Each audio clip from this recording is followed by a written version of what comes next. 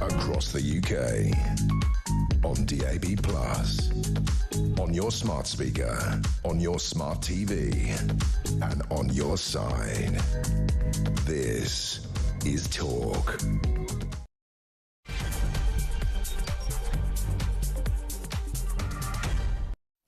And good afternoon. Yes, welcome back. It is the home of common sense. Thank you to Julia. She's back, of course, tomorrow. Coming up on the programme, 6 of Britain's top police chiefs have warned Keir Starmer he can't deliver on crime cuts without serious investments, and say that his plan to release prisoners early could harm public safety and undermine trust in the judicial system. What has gone wrong here? We have a problem. What is the solution to Britain's crime epidemic? We'll talk about that in just a couple of moments. Meanwhile, London's Mayor Sadiq Khan has called for cannabis possession to be decriminalised, saying current drug laws are harming police relations with ethnic communities. Is that really his reasoning? We'll look at that one too. And fewer than half of Brits support junior doctors going on strike, with warnings it could cause real pain for patients as the British Medical Association votes on walkouts that could last 6 months while they push for a 29% pay rise. What is going on over there at Dr. HQ? Full details on that as well. Everything you need to know, all the breaking news right here on Talk 0344 499 1000. Let me put the question like that. What is the solution to Britain's crime epidemic? We hear about people saying, well, you've got to be tougher on crime. Remember your man Blair back in the day, tough on crime, tough on the causes of crime, a way to sort of appease both parts of his party and the wider country. Yes, we've got to be tough, but we've also got to work out why people carry out crime. Spoiler alert, because they can. And because they want to. And yes, of course, there's going to be somebody who's had some kind of psychological breakdown, the weeping mother who is literally skint, so nick some baby milk. But we're not really talking about that. We've sort of rolled over in this country and got used to the idea that crime, and lots of crime, is just part of everyday life. Look at the amount of stories that don't even get a headline, often not even a mention in your local newspaper. We've got violence of all kinds going on, from the very serious, where we're living in a time where small children are killed attending a holiday school club, where having your house robbed is not always something you even call the police for. Football fans mowed down by a car while celebrating. Theft and violence hardwired into UK life. I mean, what is the answer to all of that? Because we hear, you've only got to watch what's that dreadful programme that was good back in the day? Question Time. You watch one of those and, you know, people are, yes, we're putting this initiative here and the Prime Minister is going to do this. It doesn't matter whether it's Tory or Labour. Is it about just fundamentally getting tough on crime? Is the answer to solving crime making it a pastime or a pursuit that would be so deeply dangerous and unappealing because the consequences were just too harsh? Is that the answer? Now, of course, the counter to that is, well, it's not the answer, because criminals don't bank on getting caught. They think they can get away with it, so no, it's not the answer. I'm not so sure. I mean, knife crime is the obvious one, where there almost seems to be a complete absence of any sort of penalty for walking around with a big blade stuffed in your pocket. Today, and this is how bad it is, Keir Starmer has been warned by 6 of Britain's top and most senior police chiefs that he will be unable to deliver his flagship pledges to cut crime without serious investment. They said pledges to halve knife crime, rates of violence against women and girls, and recruiting 13,000 additional police officers into neighbourhood policing are all at risk. They have warned that a failure to give policing sufficient funds will signal a return to austerity that crippled police forces and shrank police numbers back in 2010 onwards. And of course, we know what happened there. They warned that their inability to secure outcomes for victims is at risk without sustainable investments. The police have to... 6 top police officers have to write to a newspaper to make their point. Is that how bad it's got? They're not sitting around having a powwow at the Home Office or in Number 10. They've got to collectively write a letter to a newspaper, this was the Times in this case, explaining the seriousness, the perilous position of policing in this country. Should we not just throw loads of money at the whole thing? Coppers, jails, the whole thing. On top of that, Sir Keir Starmer's plan to release prisoners early could be of net detriment to public safety and risks undermining confidence in policing and criminal justice. These are the heads of the Met Police, MI5 and National Crime Agency. Senior figures from the world of policing and security have raised significant concerns about the impact of the government's plans to release thousands of prisoners after they've served as little as a third of their sentencing. So you've got the top cops saying, we just need more. If you want to cut the crop, we need more money. You've got the National Crime Agency and MI5 saying releasing people at this level could be really dangerous. There's some really horrible people that are going to be released. Meanwhile, this is where it gets better. The man who's essentially in charge of policing in the crime-ridden UK capital of London has come up with a plan. Sadiq Khan, that bastion of common sense, says he would legalise cannabis. God, this man's a genius. Presumably everybody will be so zonked out of their heads on puff that they'll no longer want to commit crime. Is that part of his thinking? So what is the answer? What's the solution to Britain's crime epidemic? Is it about essentially getting tougher? Is it that simple? Whatever it costs, is that ultimately the answer to rising criminality? And it's the kind of criminality, the barbarism we are seeing, the casualness with which everything from shop theft to serious assault takes place. And the lack of faith many people have in our institutions, not least the police and government. You put it all together, you've got this big cocktail of absolute horror that we are seeing out there to the level, to the point where we almost gloss over it. It's become intrinsic to our everyday lives. Oh, we just live in a place that's full of criminality.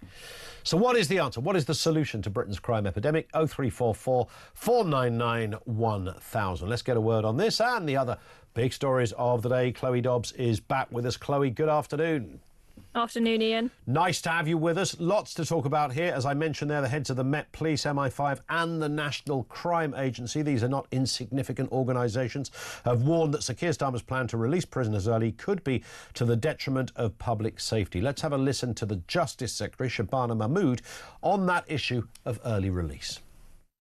Under this model, an offender will not necessarily leave prison at an automatic point. Instead, their release date will be determined by their behaviour. If they follow prison rules, they will earn earlier release. If they do not, they will be locked up for longer.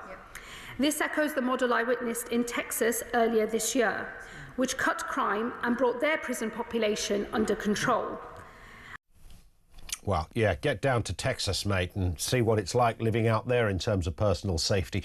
Chloe, I mean, this is a very serious time, isn't it? We've got top cops writing to a newspaper saying, we're going to be absolutely stuffed if we don't get the right budgets for this. You've now got the heads of the Met, MI5 and the National Crime Agency saying releasing prisoners early could be really dangerous. What's going on? I mean, it's a mess. I mean, it is broken Britain at its finest. If we've got a cocktail mix of not enough prison spaces and not enough police officers, I mean, that is just a recipe for disaster and crime out of control. And I think people very much feel they're starting to notice the streets getting left safe and feeling like it is going that way. Now, look, I don't envy the position that Shabana Mahmood is in. She has inherited a mess from the Tories who didn't really invest anything into the prisons, didn't build more or upkeep the current prisons. So she's inherited a difficult situation, but I don't think they've got their priorities quite right. Letting people out after just a third of their sentence, and often, and also we've spoken there a little bit in what she was saying there about people need to be on good behaviour before they're let out. And I'm like, well, when the prisons are as overcrowded as they are and there aren't enough staff, you think they've got time in those prisons to do rehabilitation work and get people in a good position to be released? I mean, it is at breaking point, that system, and her priority really should be, if she's desperate to make prison spaces, is okay, straight away deport the 10,000 foreign offenders that are in there. They make up 12% of the prison population. That's where you get some spaces. Also, I know they only make up a very small number of the total prison population, but I would say every single person that is in prison for a tweet, like Lucy Connolly, automatically let them out rather than someone else or not paying your TV license or a something. rapist. Yeah, exactly. So there are some easy things that they could do. They also spoke about that they were going to make emergency prison spaces for in case there are riots again this summer.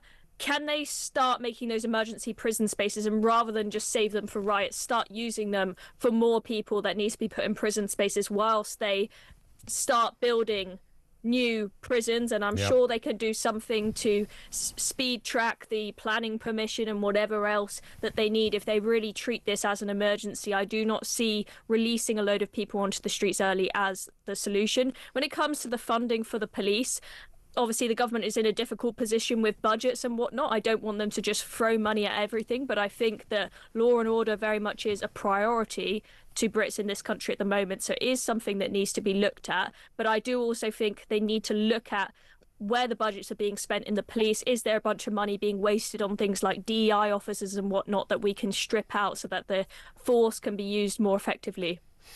And it's ultimately, much of this, as you rightly say, Chloe, does come down to cold, hard cash.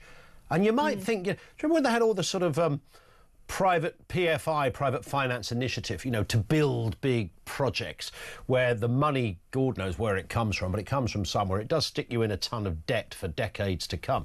But you might think there would be a way or an option, a sort of financial avenue that you could pursue when, a country is in a perilous position. And that's where we're at with prisons, with police, with law and disorder on the street. You might think there would be somewhere they could, I'm not talking about a magic money tree, I'm talking about, an economic plan that you could say, well, this is what you call investing for the right reason, and we're going to go to that pot of money and we're going to use it. Yeah, I think there isn't a magic money tree, and I do not want Labour to start borrowing a load of cash. But it was interesting seeing Nigel Farage speaking at the press conference that he did yesterday or the day before, whenever it was. And he was having the journalists pressing him on where are you going to find the money for this and that, reinstating winter fuel allowance and whatnot. And he started outlining where we are wasting a load of money. So according to what he said, net zero will cost us 45 billion quid a year. That's a huge pot of money. If you cancel net zero, you've suddenly got a load extra to maybe spend on police, on prisons, wherever else it needs to go. So I think there's a lot of waste to cut. And what Reform was saying there, what Nigel was saying at that press conference, is already at a local level, now they've won all those council seats, they're already starting to, with their sort of Doge-esque investigation of the finances, starting to find a load of waste. And he said if we find that at local level, we will definitely find it at a national level as well. So they certainly will find savings, and I'm hopeful that will be the case. Well, if you look at, I mentioned London and Sadiq Khan,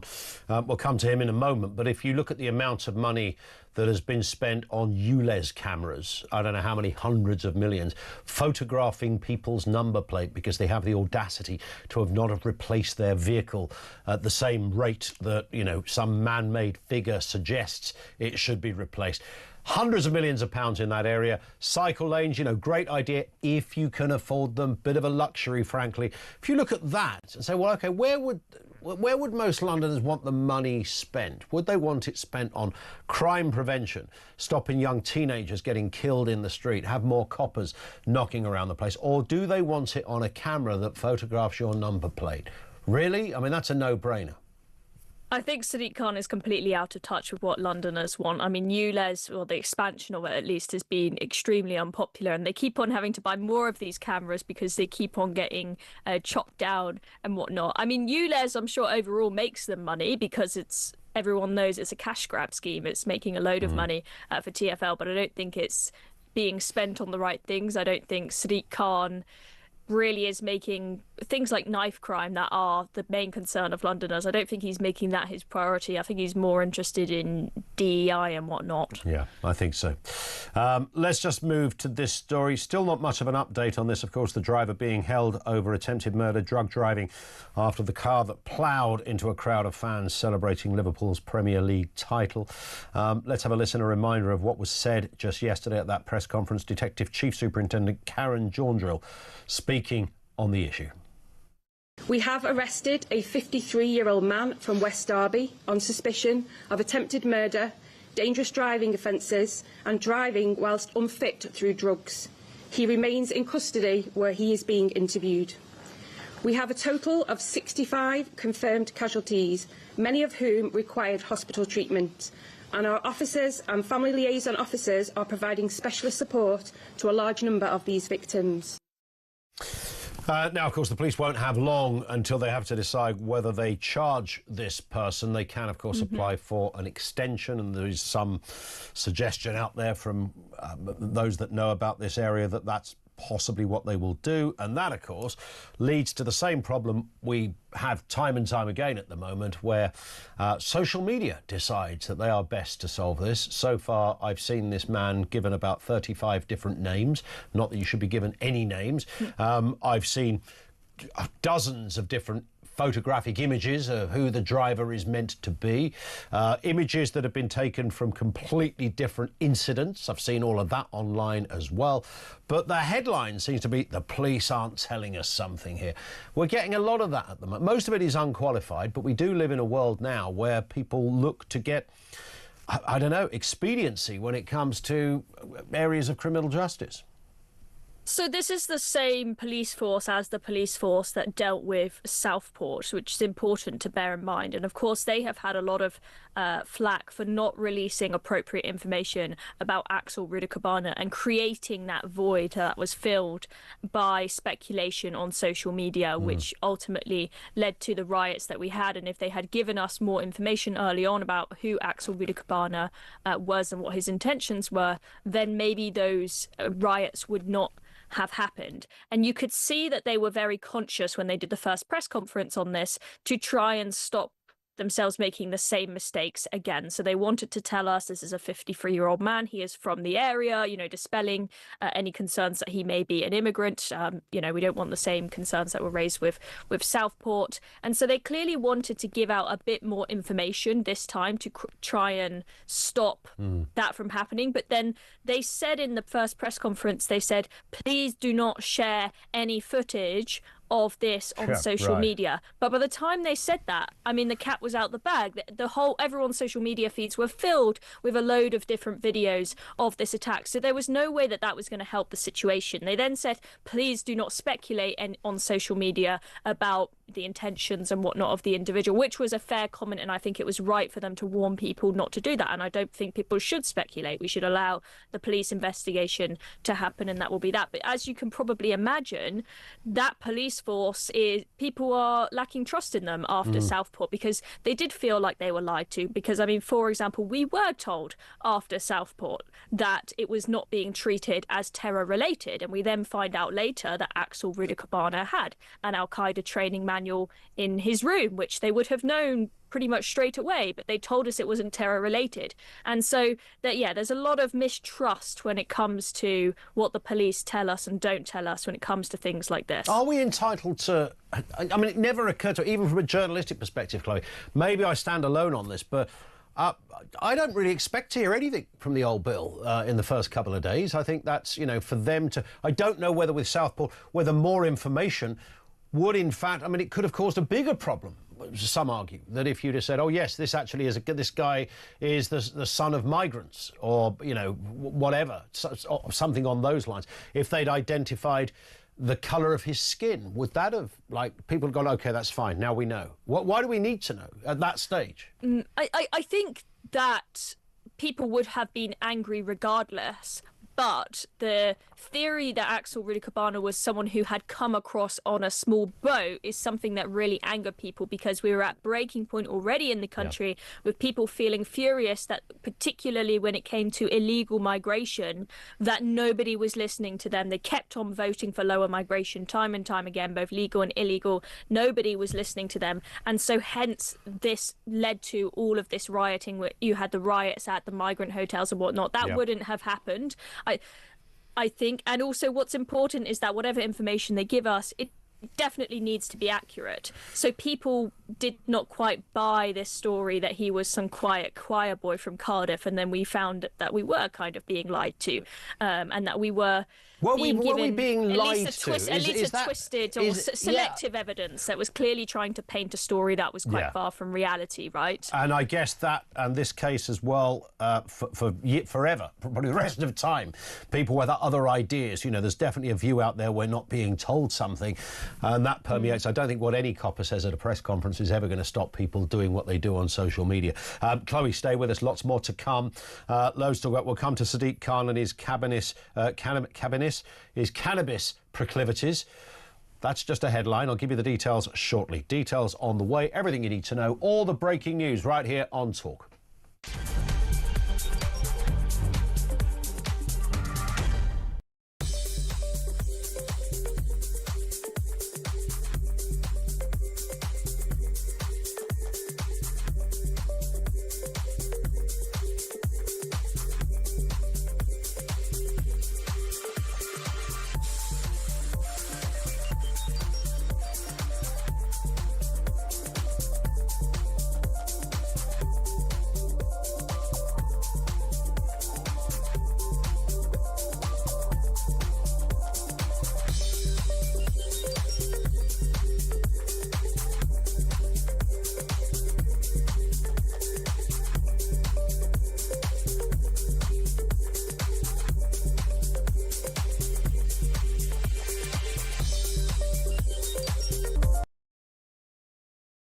I do not condone drug taking or encourage it in any way, shape or form. In fact, most drug takers that I've come across are the most tiresome and boring people imaginable.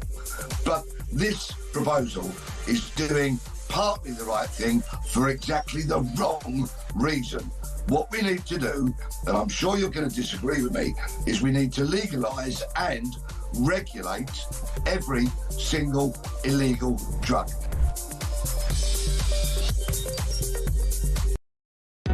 Across the UK, on DAB+, on your smart speaker, on your smart TV, and on your side. This is Talk. 24 minutes after 1, Chloe Dobbs is with us. Chloe, let's move on to Sadiq Khan. He's called for the possession of cannabis to be decriminalised. The London Mayor spoke about legalisation, of course, back in 2022. Let's have a little listen. I think we need to have an honest, open conversation about the evidence in relation to the issue of cannabis and whether our laws in the UK, whether our experience of the health consequences in relation to crime, consequences in the community, what the future is. And hear from the experts, that's one thing, but seeing it for yourself is very different. Well, let's have a listen then, because we managed to track down one of the experts that Khan was speaking with. Here it is. Do you think weed should be legal? Yes. Why? Because it helps.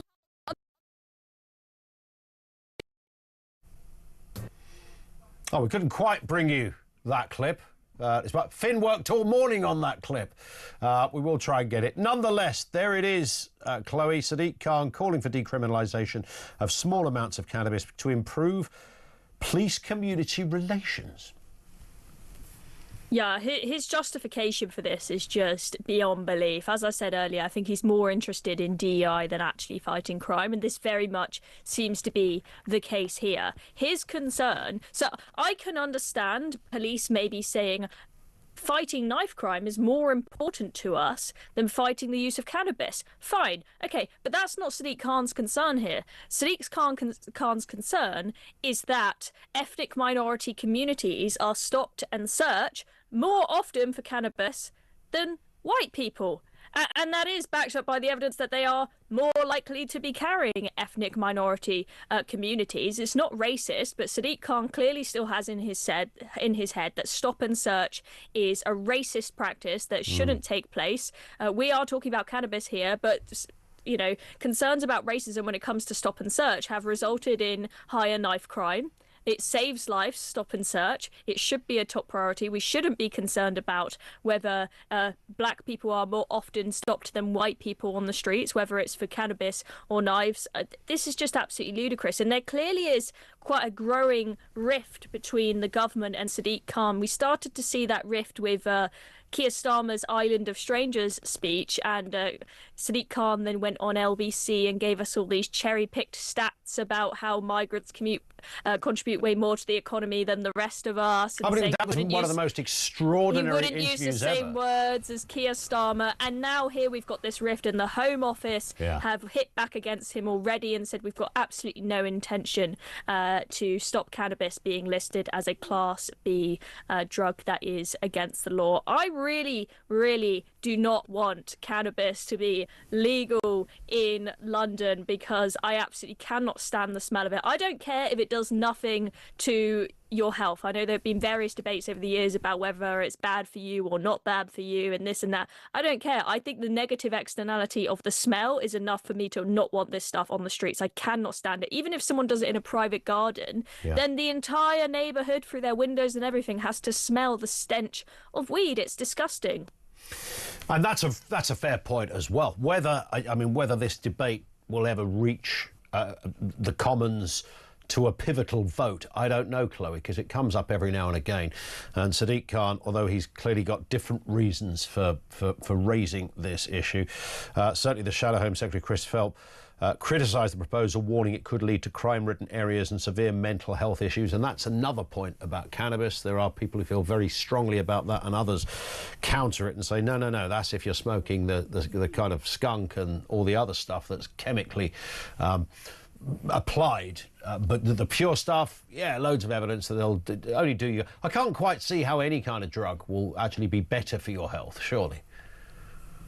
No, I mean, I always think if someone says that a drug, whether it's a recreational drug or just, a new medicine that's come on the market, like a Ozempic, and when people say, oh, this does absolutely nothing bad to your body whatsoever, I'm like, that sounds a bit fishy to me. I'm sure it's probably a lot deeper than that, and you'll find out in years to come. Look, I think when it comes to drugs of any type, be it, anything from cannabis to cocaine, crack, whatever it is, that there needs to be a compassionate approach when people are found using the drugs, and that a lot of the time they've got severe mental health issues and they need to be treated for those issues rather than treated like a horrible criminal. But there has to be a deterrent. I don't think you can just say to everyone, take whatever drugs you want, go enjoy. Yeah. On that point, Chloe, we stop there. Chloe Dobbs, of course, political commentator. Thank you as ever, and we will speak very soon. If you want to pick up on any of that, I think the cannabis one is intriguing because there's more than one angle on this. Medicinal cannabis is that's a whole different discussion almost, and I think we all give that a green light where it works. Very few people would argue against that. Recreational, I've got no big moral thing on it. I just can't imagine that like any drug, if more people partook in it, I don't see how that would be a positive. It might be a positive for the judicial system, but in terms of a people, would be a better group of people because more people smoked a little bit of wacky back. Really? I can't imagine it. If more people come to work, a bit zonked, I had a couple of spliffs before I came in. That's probably not going to be a good thing. I know that's the exaggerated form of it, but you take the point. We'll have some comments on that, although remember Sadiq Khan's real thinking about this is about, he doesn't want certain communities, certain ethnic communities kind of disrupted disproportionately. That's partly why he's saying what he's saying. And the wider issue of crime, what is the solution to Britain's crime epidemic? Do we just come down really, really tough on criminals? We'll talk to David Shipley, a former prisoner, now a prison justice campaigner, and also a former detective superintendent from the Yard will join us as well. Details on the way. This is Talk.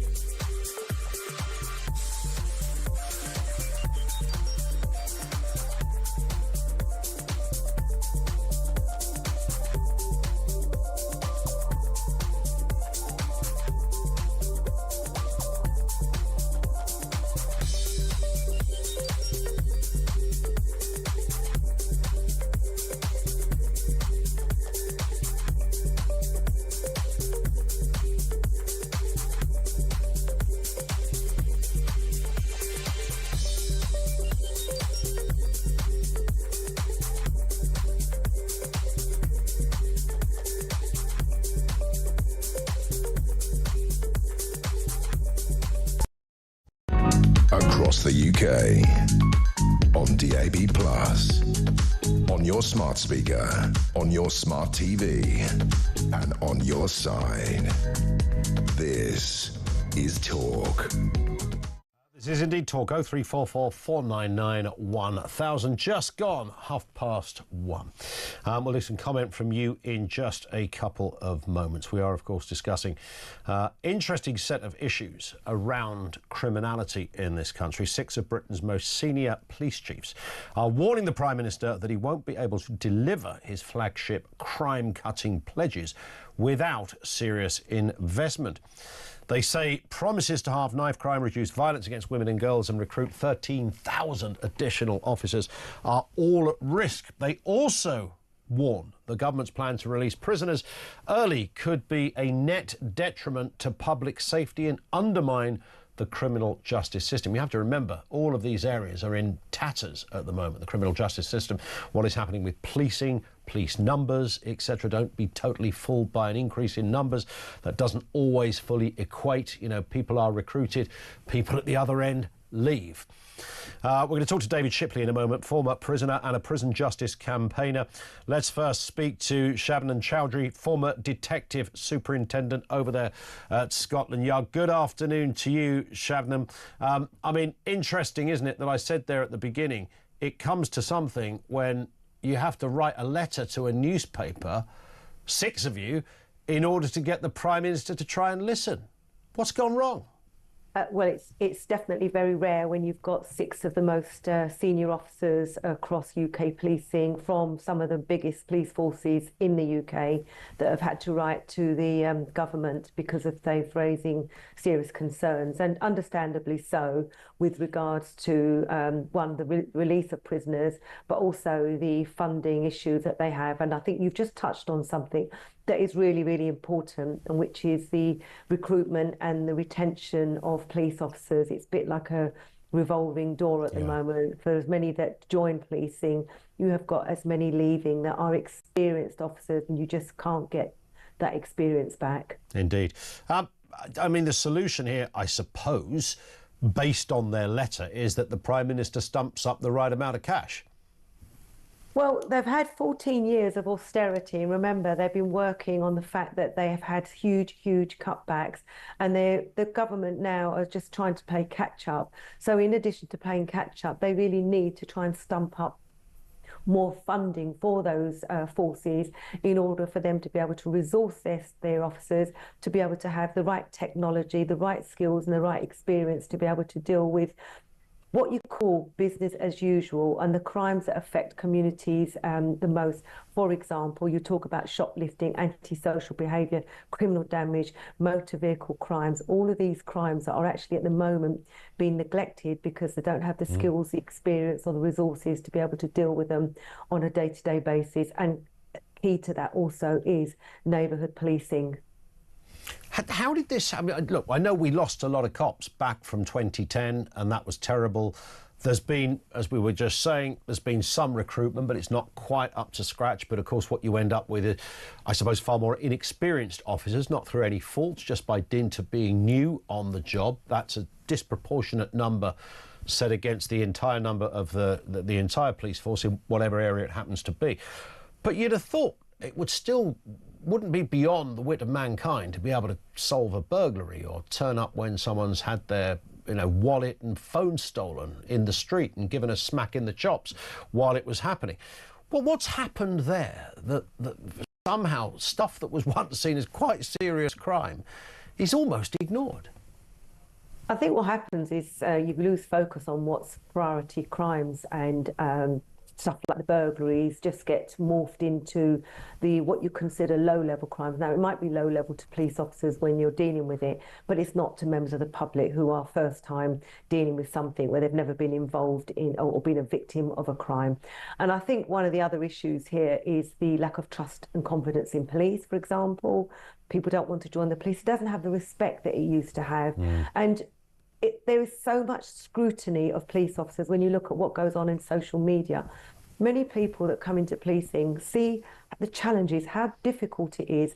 Police officers that run to danger every single day of the week, that put their lives on the line, And then it's a bit of a thankless task. And they're thinking, actually, I could go and do a job and become a train driver, or I can go and do some other shift work, which pays equally the same, if not more money, and have less stress and actually not do this particular type of job. And that's some of the challenges that face policing at the moment. And with a cost of living crisis, people perhaps will make those decisions that maybe a few years ago they wouldn't have done. They'd have thought, no, my heart is in being a police officer. I'll pursue it because that's what I really want to do. But today, I think those conversations, we all have them with, you know, things being tricky, difficult, unaffordable, etc. You can see how people would gravitate outside what they thought was going to be their chosen occupation and go elsewhere. You make a good point. Shabnam, thank you very much indeed for your time as ever. That's Shabnam Chowdhury, former detective superintendent at Scotland Yard. Let's speak with David Shipley, former prisoner, now prison justice campaigner. David, good afternoon to you. I mean, there's a lot to look into on this. I said at the very beginning, and I didn't say this with any evidence, I was really just pondering the thought. Is it a case of, in terms of solving crime, we've just got to get tougher? Because there's a lot of voices saying, no, that's never the answer. Look, in America, all the police are armed, sentences are 5 billion years long, and goodness knows, doesn't make a jot of difference. But I guess there is a very real sense that we're sort of at the other end of the scale. Carrying a knife, nothing much happens. You can have drugs on you, nothing much happens. Shoplifting, nothing much happens. We seem to be in a really odd, almost criminal justice void at the moment. Yeah, I mean, a lot of crime does ultimately arise from people who've had, you know, terrible childhoods and been victimised or hurt in different ways, and that is true, and we should be looking to engage with that. But at the other end of it, when we have people carrying knives, doing violence, being a threat to their fellow citizens, that's something we have to stop. And I think really what we see in the way the British state is now approaching all of this is it's just withdrawing. You know, if you look at the charge rate, so this is what percentage of crimes with a victim, ignoring online fraud because there's a huge amount of that, no one knows what it's called, but crimes with a victim that actually result in someone being charged. If you go back 15 years, it was about 15%.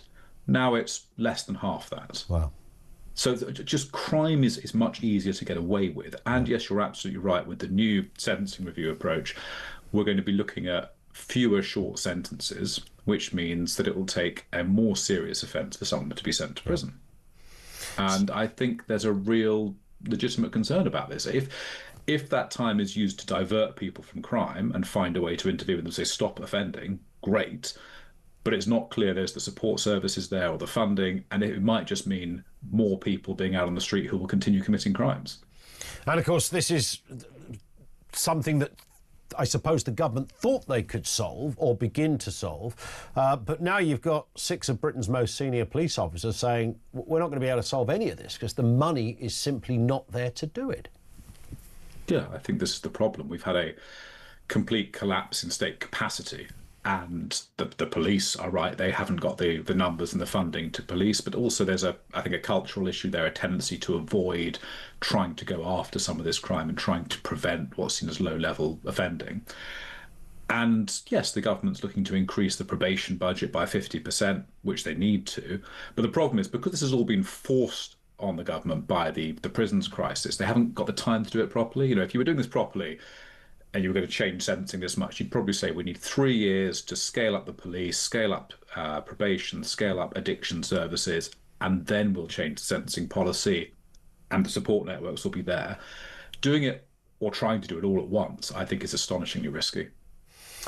Indeed, and if the money isn't forthcoming, the amount that is required, as these top police officers have said, then pledges to cut crime, pledges to address serious violence against women and girls, and even recruitment of officers. All of that goes out the window. So you and I will be having a conversation in 5 years' time where all of the figures we're talking about now, based on this, David, will be far worse.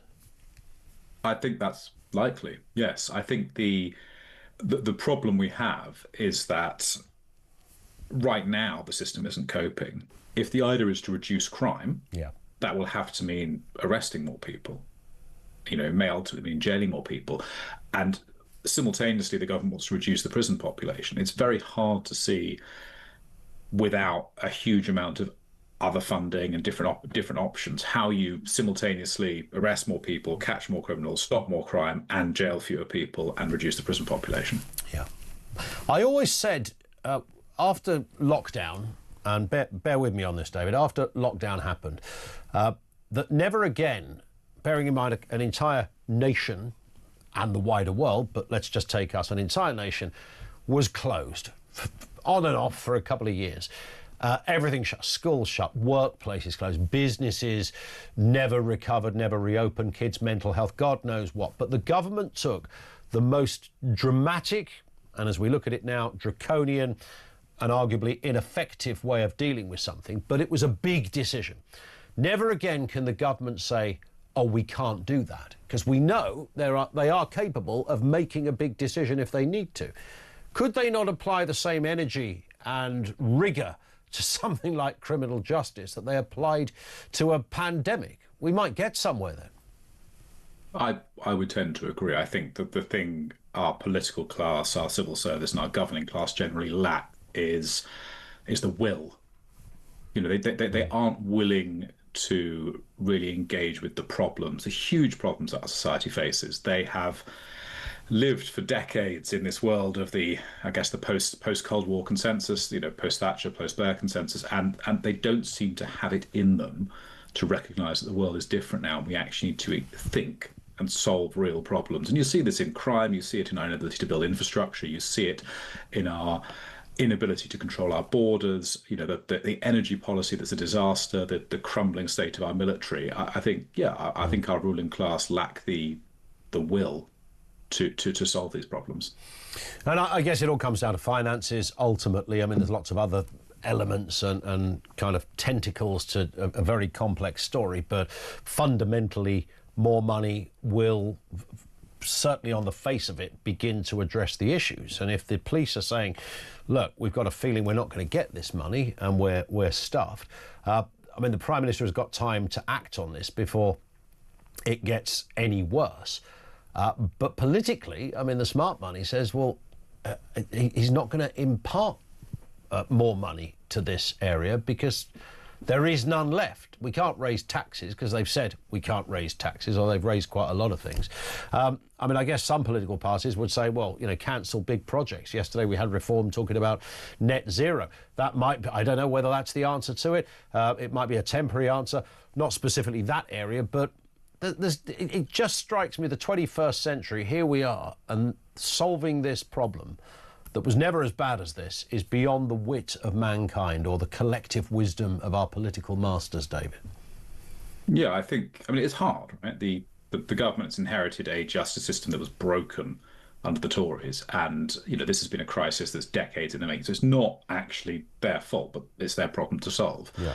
And I think the reality is there does need to be more spending on policing and also more spending on support services. One of the big issues is that a lot of people who end up in prison are actually profoundly mentally ill and should be in secure treatment environments, which we don't really have at scale anymore. And that is a lot of money. But actually, that's a problem that is only going to be solved by funding it. But yeah, we're in an environment where, you know, the junior doctors are talking about another strike if they don't get a whacking pay rise again this year. And Labour, when they came in, were quick to hand out pay rises. So I think that there's a reasonable assumption amongst a lot of the unions that if they threaten strikes, they might get more. So they will continue to do that, and Labour in a really tough place. If you were sitting there around the Home Secretary's table, David, right now, Keir Starmer at the other end, having a bit of a powwow on this, you speak from experience. What would be your advice to them? What would be the first thing you would say in terms of at least beginning the process of getting this immovable object addressed? I think we need to target a number of things. That there is a early years factor here, right? So 25% of people who end up in prison have been in the care system at some point. So for the mid and long term, we need to be looking at actually engaging with those kids who are having really tough starts in lives to make sure they don't end up disturbed, angry, addicted, and committing crime. That won't change things for 5 or 10 years. I do think in terms of policing, we need to police more effectively and almost more aggressively, in that a lot of evidence shows it's not the length of sentence that deters people, it's the chance of being caught. And, you know, where there's a charge rate of 6%, actually for most crimes, you've got quite a low chance of being caught. Yeah. And, you know, criminals being rational will factor that in. So I think increasing the chance of being caught would actually be an effective lever. And it might then mean that we could go for shorter prison sentences, because I think most of us, if we knew that 75% of crimes were being solved and people were being punished, we might accept that actually that meant slightly lower sentences on average if we knew everyone was being caught. And I think those are the key levers here that we need to be looking at, and making sure that the prison system is cleaned up morally, so it stops being a place where people get addicted to drugs or more addicted and get harmed, and actually becomes a place where people learn good skills. Spot on. David, thank you as ever. Really appreciate your time, sir. David Shipley, he is a former prisoner himself, now a prison justice campaigner. I come back to, I mean, this is a bit of repeating yourself in this department. How is this impossible? You know, when they talk about building a prison, it takes, you know, X amount of years to build a prison. I just don't believe that. I don't believe that. I reckon in China, if the government said we need to build a prison, I think they'd have it done probably by the end of the month. Maybe not this month, but you take the point. If you wanted to make sure there was more cops on the street, then you would do it. If you wanted to be serious about knife crime, you could address it. For some reason, so there's a poison that has been sort of fed into the mix here that is stopping common sense and logic prevailing. If you're walking around the streets and carrying a big knife, you go to jail. Or if you don't go to jail, you certainly get tagged and curfewed for a long period of time. Something of that order, a sense that we live in a country where you've got a very good chance of being caught, a very good chance of being convicted, and a very good chance of going to jail. All of those things should be fundamental in a civilized first world country like this one. They're now almost rarities. He's being caught with a knife. Is he going to get a custodial? No, of course he's not even gone to the magistrate's court. They had a quiet word with him, and little Jimmy was out again with his machete down his pants. Nothing happened. Did it again. Still nothing happened. Rapists not going to jail. Wife beaters not going to jail. People who write tweets going to jail. I mean, the whole thing is so off its face on the heady levels of insanity, the illogical nature of what we're dealing with. This not even hard, this one. We're not trying to solve a war in the conventional sense. We're simply attempting to employ some decency and some justice into our lives. And that surely is one of certainly the top three, often the top duty of government. And they can't do it. 0344 499 1000. What is the solution to Britain's crime epidemic? Our lines are open. This is Talk.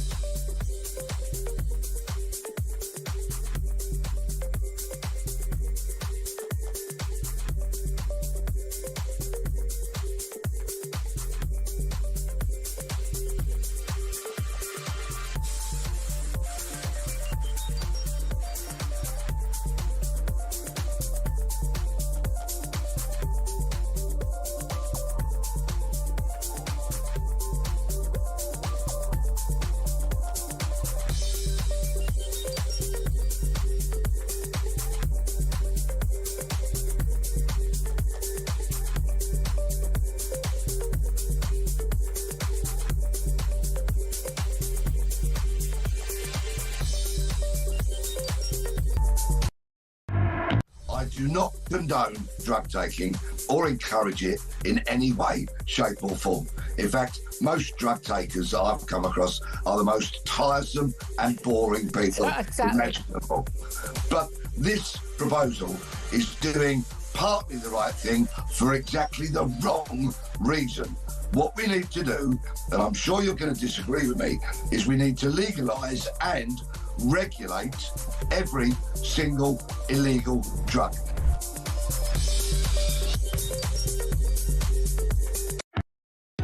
Across the UK, on DAB+, On your smart speaker, on your smart TV, and on your side.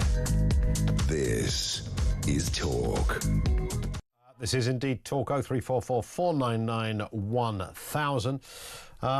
Antoine says, why are you entertaining the lame excuse suggesting the police don't have resources? They have the resources to arrest people for social media posts on an even wider scale. Sorry, not buying it. Yeah, I mean, you could make a reasonable argument on that. When you need them, they are there. In a certain setup, they are there. Those resources should not be used with such proportionality on social media. But even if they weren't, it wouldn't be enough to do what they still need to do. So I'm wearing both hats on that one. Sean says, over-glamorising crime, too many Hollywood films and Guy Ritchie movies, etc. More positive movies need to be shown. Probably does have a bit of an effect to some degree. Simon's in Derby. What's going on, Simon? Afternoon to you. Afternoon, Ian. How are you doing? Good, thank you. Yeah, what are your thoughts? Yeah, I've given it a bit of thought.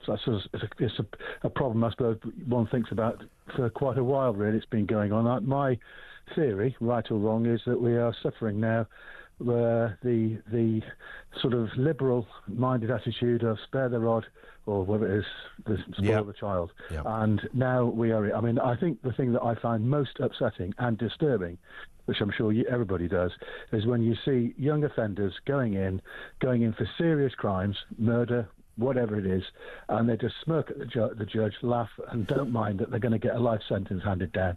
Now, to me, that seems all wrong. 100%. I mean, we all know, I don't give a damn what people say, especially to the liberal people, we all know what is, at a certain age, what is right and what is wrong. Yep. And woe betide you if you decide to take the wrong path. Now, when I was a kid, my mum used to threaten me. She said, if you don't behave yourself, she said, you're going to Borstal. And which I suppose is now the young offenders institute. Yeah. Or she'd chase me around the sofa with a wooden spoon and give me a belt. All right, you can't do that now. When I was at school, you couldn't do this now. And I was strapped, I was caned, I was slippered, you name it. I know you can't do that now. Fine, okay, I'm not proposing that. But what Mike Graham said this morning, came back from Dubai. Any crime there? No. Oh, I wonder why that is. Yeah. Because the punishment befits the crime. And I've been to Singapore, clean as a whistle there. You spit chewing gum out on the floor there, boy, you get a good old lashing. And I know it's severe, I know it's draconian, but unless the punishment befits the crime, it's just going to go on and on and on. So there is this correlation between punishment and crime, which, you know, the kind of liberal thinkers of our time have tried to sort of dismiss as being, no, there's no evidence for that, because criminals don't think they're going to get caught. Does what they're doing work? You've seen the evidence. Well, indeed. I mean, whatever we're doing now does not work. And you quote, you know, Dubai and Singapore. I know there's probably other factors there as well, but nonetheless, you are sort of seduced into thinking, well, clearly whatever they're doing there, maybe we should do some of that at least here. Well, I think the thing that's missing with not every young person, but from what I can see of it, is respect. There is no respect. They don't give a monkeys toss what they do, to who and how they do it, or even why they do it. Is an anathema to me. Why would you especially young people killing other young people, murdering? I mean, I just do not get that. I just can't understand that. I mean, I don't even think, you speak to some officers who will tell you that when they interview some of these kids, they don't quite realise what it is they've done. They almost have relegated murder to almost a kind of minor crime in their head. Yeah, it's like nicking a packet of sweeties. And one that buys them a few house points and with their crew back on the street. I'd have them all. I mean, it's not fair to lump them on the army, but I would have some sort of secondary force. Something that could address it. Simon, listen, I've got to step in for time, no other reason, but great call. Thank you for starting us off on this one. Charlie is in East Sussex. What have you got for us, Charlie? Well, good afternoon, Ian. Afternoon. I think looking at the finances, when we're talking about new prisons being built, what I think a lot of people don't realise is that quite a few of these prisons now are run by companies like G4S. Yep. And obviously they've got shareholders. they need to make a profit. So it's not like an episode of Porridge where you go in there, the door closes and it's all the government running it. Yeah. It's not. So when you look at prison officers, lots of those are in the hands of private companies, security companies like G4S, and it's all about making a profit. So I personally believe that when you're looking at the fundamental infrastructure of the country in general, none of this should be in private hands. It should be run by the state. It always used to be. You look at the probation service, that was privatised going on 10 years ago, complete disaster. They had to bring it back in-house. And people don't realise this. People don't realise that there are companies making a massive profit, and I think the G4S profits were, you can look it up, it's colossal. Yes. Seriously. Yeah. And that's actually a Canadian company anyway. And all of those, and there's only a handful of them, are the sort of Capitas of this world and the people that get these big government contracts for whether it's sort of hygiene solutions, school meals, prisons, all of this kind of stuff. You'd think the government could dictate more favourable terms with these people. After all, these companies their only customers are really governments, right? They're not anyone else. Well, that's true, Ian, but they've created their own monopoly, haven't they? Yes, indeed they have. Because the government now, we have not got the resources to step in and say, right, no, we're going to be doing this as a country. This is going to be back in government hands. We've absolutely completely shot ourselves in the foot when it comes to the total infrastructure of the country in general. So we've got nothing to back it up. So we're in their hands. You're absolutely right. There's a great point about them. They've created their own monopoly essentially. There's only about half a dozen of these characters, and they're running the entire show. Charlie, we hit the clock, but thank you. Another great call. Loads of comment on this. What is the solution to Britain's crime epidemic?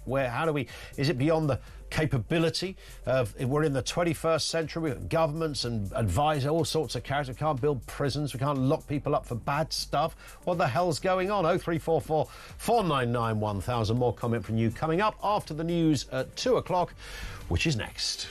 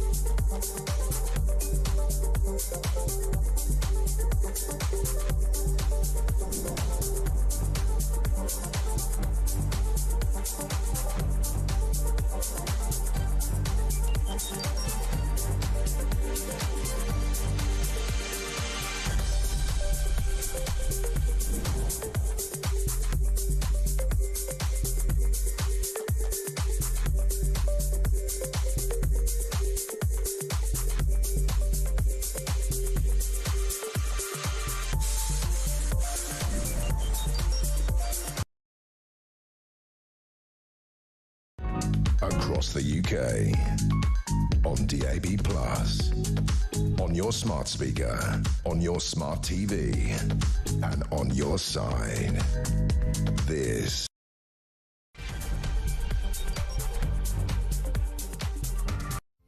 And good afternoon. Yeah, welcome back. Lots to get through. 3 minutes after 2 o'clock. 6 of Britain's top police chiefs have warned Keir Starmer that he can't deliver on crime cuts without serious investments, and say his plan to release prisoners early could harm public safety and undermine trust in the justice system. We've been talking about that. Some great calls so far.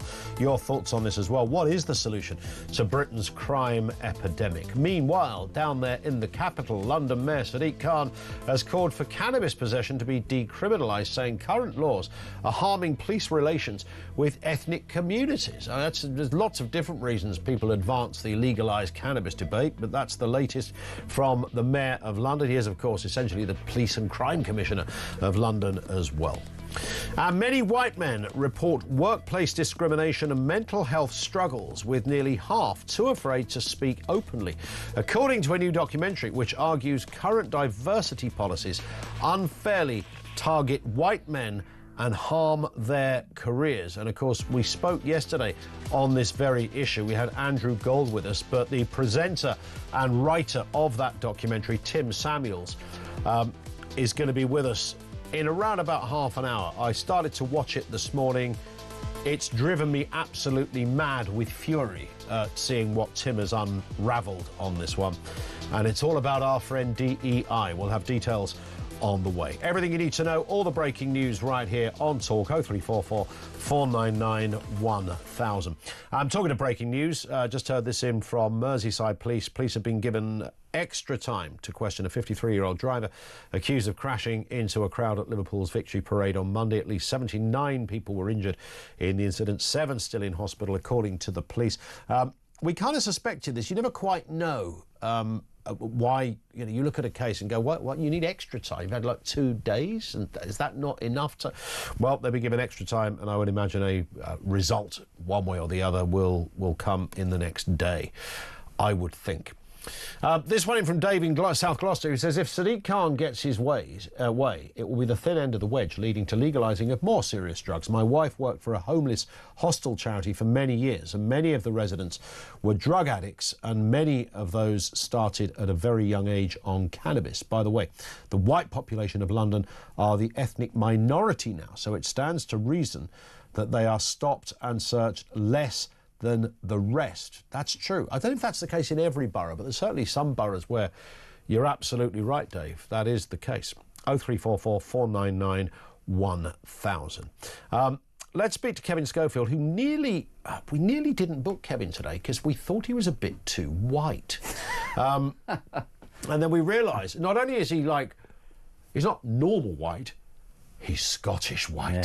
That's a whole different shade talking about here. A whole different on the palette. On the Dulux card. In fact, they don't even think it doesn't make the card, does it really? Or almost translucent. Translucent. Growing up without any sun will absolutely tend to do that to you. I mean, we're probably not going to get into this particular discussion now, but we are going to speak to Tim Samuels, the journalist and broadcaster, who's done a really good documentary on this. It's all about the DEI kind of thing. Yeah. And I mean, he's unearthed some pretty shocking stuff, and I think part of his point, and here we are sort of joking about this, it's quite hard for a lot of young white guys to even make a case that they might be the victim of discrimination, because people go, well, why would you be the victim of discrimination? You're a white bloke. Yeah. Which in itself is discrimination.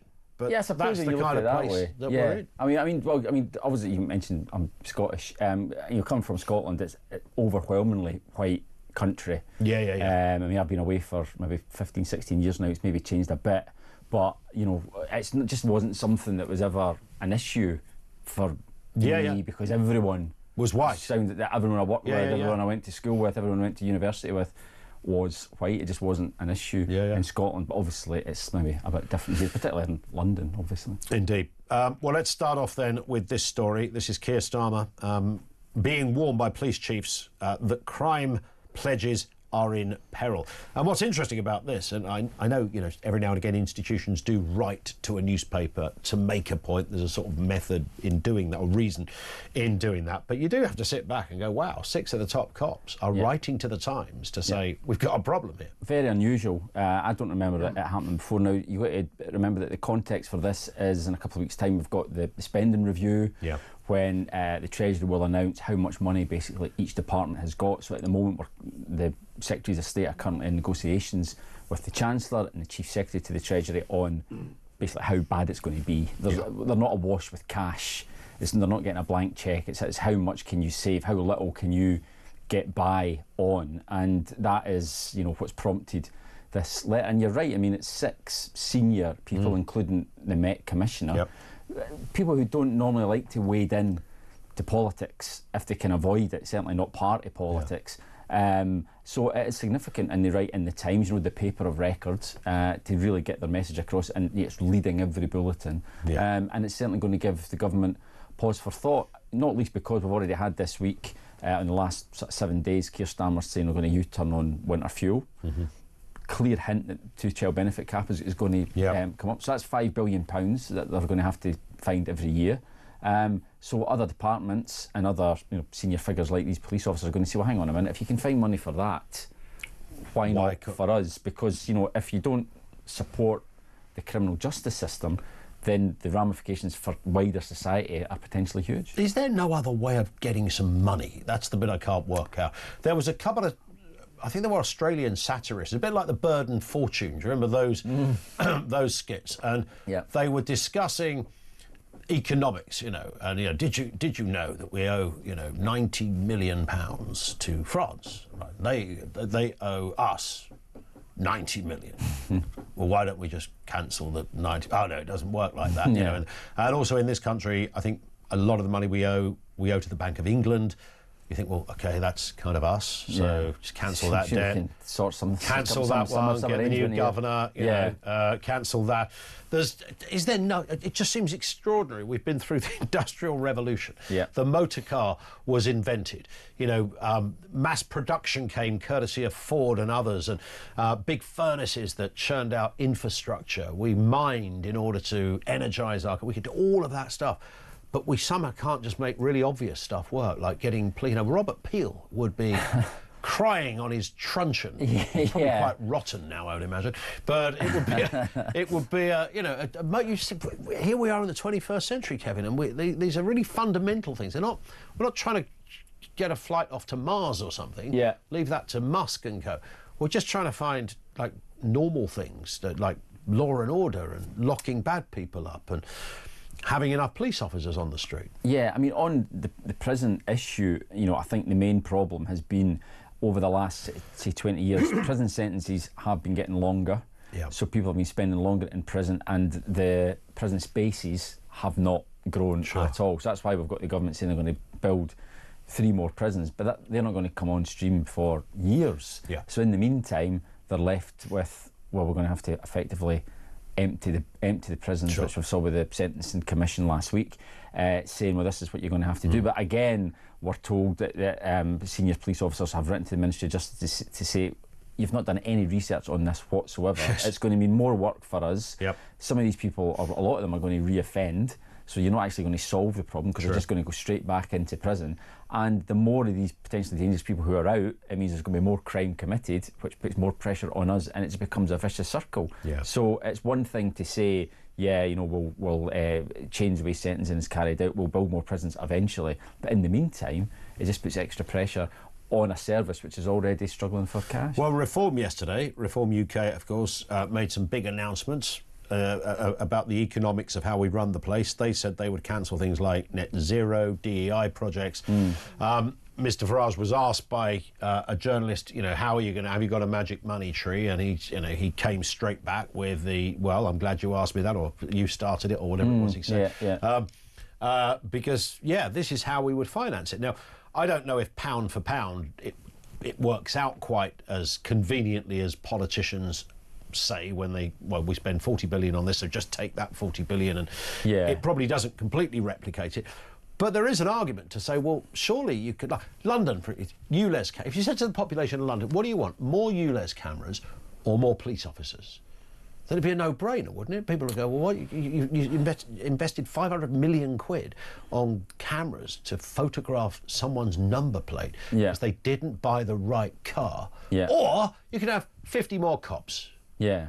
I mean, if who's going to vote against that? No, exactly. The issue is, I guess, that it's never an either-or situation. And one of the things that, one of the other, probably the most expensive policy that Nigel Farage announced yesterday was this idea that anyone earning less than £20,000, basically the first £20,000 that you earn would be tax-free. Yeah. Now, the Institute for Fiscal Studies thought that that could cost anything up to £80 billion, and they said, look, you're not going to cut it with what he's already announced. Just on that one policy. Just on that one policy. That's before you get to winter fuel, tax breaks for married couples to try and encourage them to have kids, two-child benefit cap, all that type of stuff. So, but Nigel Farage's answer at one stage was, well, which government sums have ever added up? So, really, does it really matter? You know, this is what we'll say. This is, you know, this will help. It may not completely add up, but, you know, no one else has made a better job of it, so why not give us a go? And right now, that message seems to be resonating. Because everyone thinks, you know, when you go into government, you obviously think, whoever you are, you go in thinking, I can make this country better. It'd be really weird if somebody got the job as Prime Minister and went, I really want to make this country worse. I want to hammer it into the ground. I want a terrible country to live in. So in their mind, different political persuasions, that's clearly what they're aiming for, to make things better. Yeah. And then they get into office and then something kind of weird happens. I remember Michael Howard saying when he got into the Home Office as Home Secretary years ago, he was, you know, shown a load of graphs by the Permanent Secretary and a few other sort of head honchos, people earning far more money than he was earning. And they said, look, this is crime, and this is what it looks like, and this is the direction of travel, and it's going to get worse. And what you need to know, Home Secretary, is absolutely nothing you can do about it. Yeah. And thought, really? That's quite a moment. The Home Secretary. That's quite a moment for that's quite a new minister. That's quite a moment, yeah. But then Howard, of course, argues that actually, because I put that to him once, and he went, yes, that did happen. He said, but I did do something about it. But of course, what he did was what Blunkett then picked up and did even further, was the longer prison sentences. Yeah, which is, you know... Which is only part of an answer, because it does create another problem. Well, yeah, as I was just saying, you know, if you want longer prison sentences, that's fine. That the public want longer prison sentences for the worst criminals. There's no doubt about that. But you have to have the spaces in order to accommodate them. You know, building a prison, I mean, a prison space in itself is extremely expensive to build and then to run for, you know, a long period of time. So yeah, you can't just say, well, why don't you just like bang them up for longer? Because you have to have the systems in place in order to, as I say, be able to accommodate them. And that's why we're in this I mean, some people with different kinds of crimes, can prisons not look different? Can they not take you know, we're in a big building like this, there's probably loads of these types of buildings that are empty somewhere that have got, you know, 500 offices in them. Yeah. OK, you're not going to stick somebody just in an office with a photocopier, but I mean, it's a building. The mind boggles. It does, doesn't it? Yeah, what else would you do? You've got 27 years of this. But if you're like an open prison almost, is there not a way of adapting big building? I'm just thinking, in the absence of any other good ideas, Kevin, I'm just thinking, could open prisons work in a different way to, you know, Category A prisons? So why could you not have another subset of prisons, which essentially is a big old building, it's completely firm, it's full of cops and people with guns, you can't get out of there, but, you know, and the bed's going to, you know, it won't be quite the holiday, it's not going to quite be the holiday. Great views. Great, you'd have good views. You'd spray the windows so nobody could see out of it, whatever. But is there no? It just strikes me as mad that we can't solve this. Yeah, I mean, I think there would still be security issues, wouldn't there? I mean, they tend not to have prisons in built-up areas. They tend to be relatively secure, big high walls for obvious reasons. Even open prisons, I would imagine, have a pretty decent level of security. I dare say, though, you know, there will be people in the civil service in Whitehall who will be tasked with coming up with all sorts of solutions, which will be considered and then probably rejected. because it is a crisis. There's no two ways about it. I do know that if you, and I'm sure you know this as well, Kevin, if you speak to any of those senior civil servants, I'm not talking about the weird ones, the ones that know their stuff, they will look you in the face and go, "You think we're not talking about this? You think we haven't gone over every idea?" Absolutely. But who knows? Ultimately, that's what they get judged on, is this result. There is another answer, however, to all of this, and Sadiq Khan might have it, but not for the reasons he thinks, and that is that if everybody smoked a big doobie in the morning, then no one would commit any crime because people would be so chilled out they wouldn't care anymore. Now, I'm slightly mocking the Mayor of London's point. He called it, I know you've written about this as well, decriminalisation of possession of small amounts of cannabis. Now, his thinking isn't about the, it's ridiculous to jail people for smoking a spliff. It's actually about police relations with some communities. Yeah, so his argument for it, I mean, this is a position that he's held for quite some time. He's very much a proponent of decriminalisation of cannabis. And the argument that he's putting forward is, well, at the moment, ethnic minority communities are disproportionately targeted by police looking for, like, stop and search, looking for drugs. So it would be almost like a race relations move. If you were to decriminalise it, it becomes less of an issue, therefore they would not be targeted, and there would be less because they wouldn't be looking for it. Exactly, so there would be less tension. Now, it's important to state here that Sadiq Khan has no power whatsoever to implement this policy. He set up a commission a couple of years ago, which, lo and behold, came to the conclusion that agrees with him. Surprise, surprise. Yes. Charlie Faulkner was the chair of it, and he also wants it decriminalised. But the government very quickly this morning, Matthew Pennycook this morning, Angela Rayner as well this afternoon, have both said this is not going to happen, because the thing is, it doesn't poll terribly well with traditional Labour voters. It doesn't, but I'm absolutely sure that if I was sitting down having a drink with Angela Rayner, before they got into government, she'd go, "I'd decriminalise everything." I think that's she's quite when I say liberal, I think her considered view as a sort of a left winger would be that this would be the best way forward. Maybe, yeah. Then you get into government and something changes. Yeah, but I mean, it's been Labour policy for as long as I can remember, that it's just not something that the Labour would countenance, because if they were, then it's an open goal for the Tories. Yeah, and just don't go there. Would turn round and say, there you go, they want to legalise cannabis. What's next? They'll be legalising everything, and you know what I mean? Then you just open up a whole can of worms for yourself, and it's much easier just to say, no chance. And this story as well, which I know you've taken a big interest in, she's a goner, says Dominic Cummings. Who's he talking about? Kemi Badenoch. By the end of the year, he says. I mean, so he says, and obviously take what Dominic Cummings says with a pinch of salt, but he's often right on these things, and he does have his finger on the pulse of sort of conservative politics, certainly on the right of the political spectrum. I do sense a bit of a shift in Parliament amongst Conservatives that you speak to. Just a couple of months ago, they'd have said, look, she has to have until next May, the local elections, Scottish and Welsh elections, then see how we are. But the further they fall behind reform, all the opinion polls now, there's one from YouGov today, 10 points behind reform, they start to get really, really nervous and think, we have to do something pretty drastic here, so I wouldn't rule it out. But then the problem, because the only person that would really be put in the frame for the job would be Robert Jenrick. Yeah, probably, yeah. And then Jenrick looks a bit kind of Nigel Farage light, doesn't he? So why would we vote for him when we've got the real deal, as somebody who would vote in that direction would say? Totally, that's the dilemma that they've got. There's no obvious sort of king over the water who you would instantly shoot them up in the opinion polls in the way, did I say it, Boris Johnson would have done back in the day. Well, I'm not saying he would now, but back in the day. He absolutely would have done, and did, absolutely, back in 2019. And Jenrick, with respect to him, he comes in here a fair bit. I just fear that he hasn't, that kind of X factor thing. Yeah, I know exactly what you mean. People can't quite put your finger on it. Yeah. You don't go, wow, stop this guy. The House of Commons doesn't go quiet when Jenrick stands up to speak. No, and there is a suspicion about him as well that he's had quite a big make-up, he's lost a lot of weight, the haircut and all that.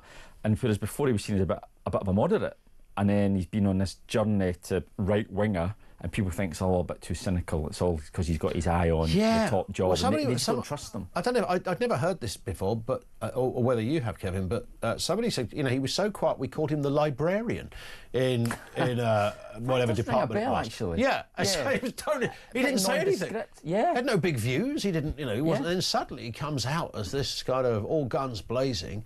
Totally. and in fact resigned, didn't he, as immigration minister? He did, indeed. And, you know, again, you mentioned Nigel Farage, you know, people will say, well, at least you know where you stand, you know what he believes in. 100%. Whereas with Jenrick, people are unsure. Let's put Indeed. Well, listen, Kevin, it's been great to have another white man in the studio. I've got a couple on the show today. I don't know what Ofcom are going to say about that. But it's always good to have you on. Kevin Scoville, of course, is political editor over there at HuffPost UK. Thank you to him. Over to you in a couple of moments. 0344 499 1000.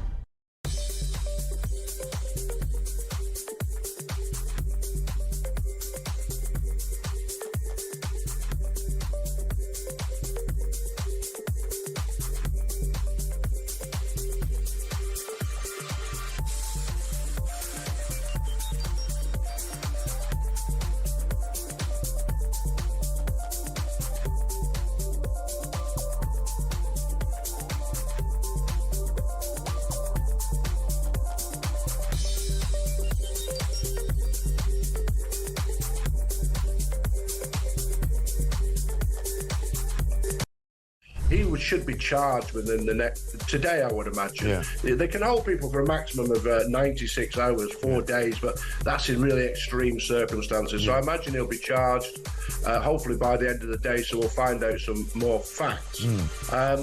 But then there'll have to be an inquiry because, as I say, this is not the last time that Liverpool or Everton are going to win a major trophy, and these things are going to happen again. And this is just completely unacceptable to allow the community to be put in such danger.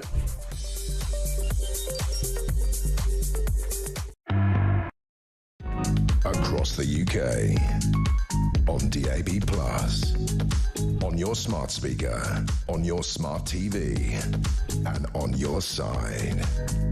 This is Talk. Paul in Belfast says, you don't need to build new prisons, just extend existing prisons with extra wings or blocks. It's a really good point. It's exactly that. Again, I suppose if you spoke to the people over there at the prison department, they would say the same thing again. You think we haven't thought about this? I simply can't believe that it would take as long as they tell us it would take to simply... If you put another wing on a prison, you might have to be work in progress. And you got every, great construction worker said, right, see that? It's breeze blocks with a couple of bricks either side and steel running through it, whatever the heck you do when you build a flipping big wall. Just do it. Work all night. We're going to work all night, 24/7, for 6 months. There's your wing. Why is it not that simple? We go down to Sandal Perkins, Travis Perkins, whichever one. We'll get all the kit. We'll get everybody on it, pay them a good wage. We'll get the prison wing built. This in from Chris in Brighton, who says, if the policing of a criminal act, in this case the possession of an illicit substance, causes tensions with a particular ethnic group, then the problem is with that group, not the policing of them, says Chris in Brighton. One from Betty, decriminalisation has no tax benefit to the economy or society. It should be legalised, taxed and double the punishment for illegal trade. But that would make millions for the Exchequer and Khan wouldn't get any votes. So we'll have basically 3-tier policing in London. Thank you for that. Loads to get through here. Let's talk to Herbie over there in Harrow. How are you doing, Herbie? Good afternoon, very well, Ian. How are you? Yeah, good as gold at this end. What have you got for us? Well, Ian, when you look at society now, with the media and the violence that's on television and all the films you see, the games that you play and things like that, there's nothing nice about it. These young kids get brainwashed into it. The violence is just unbelievable. They've got no respect for the police. They don't care what they say to them or do to them or anything. There's no deterrent. There's no fear anymore to do anything. Because, if you touch me, I'll sue you and this and that. It's ridiculous. Yeah. It's gone out of control, actually, Ian, completely. What do we do about it, Herbie? Start to fight back.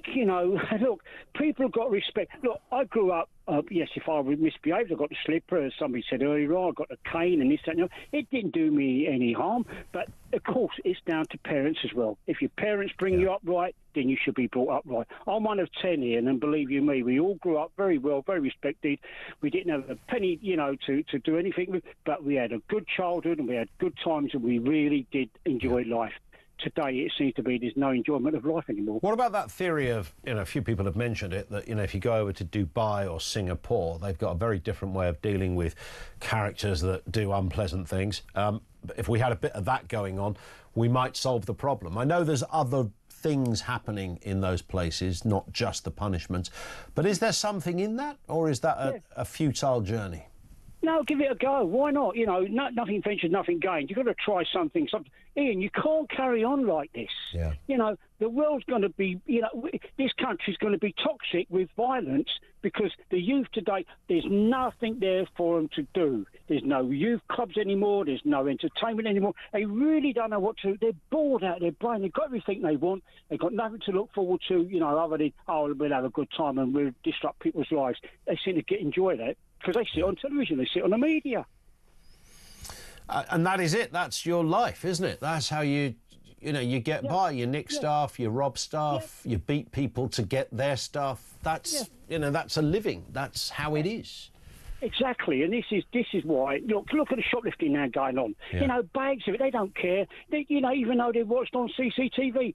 Well, if you catch me, I might get a slap wrist. Or don't care. Yeah, don't care. Yep, and it's not a tube of toothpaste anymore. I mean, we're talking about literally armfuls of stuff, as much as you can get, knowing there is very little chance you're going to get nicked. Exactly, Ian. And I mean to say, if this goes on like this, what's this country going to become like in the next 5 years, even less than that? It'd be unbearable. You can't even go out at night because of fears of being mugged or being robbed or being something. The violence is there all the time. The road rage as well that goes on. It all stems down. Society is broken down completely, Ian, and it don't seem to be repairable at the moment. Is this deterrent? Do you reckon somebody, some wise old kind of sage-like character of a professor back in the 50s or whatever, do you reckon somebody predicted this, that we're going to go through these sort of economic periods post-war when there's a very sort of socialised system with housing and all sorts of other areas of life where the government will rebuild after, what had happened, and things will look good, and then we'll go through more of a liberation era in the 60s, and then we'll go through, the Big Bang in the 80s, and capitalism will be born and people will own their house, and then we'll reach a problem where we're all so flipping skinned, we all go mad. Did somebody write that down years ago? I'd like to know if they did, who they are. Well, but Ian, the thing is that if you're going to go through society, you look at nowadays, kids have got everything. They've almost got everything. They've got mobile telephones. They don't communicate anymore like they used to. They text or message or whatever. We've lost the ability to be a happy people, if you like. Yeah. As I said, I lived in Islington in the block of flats just after the war. We had bomb sites around us. We didn't have anything. We had 4 sticks and a ball, and believe you me, we had great times. Our parents couldn't even get us in at night. We were safe in the streets then. We're not any longer. Yeah. Our kids can't play out like they used to. They don't mix sociably. There's a lot of things going on.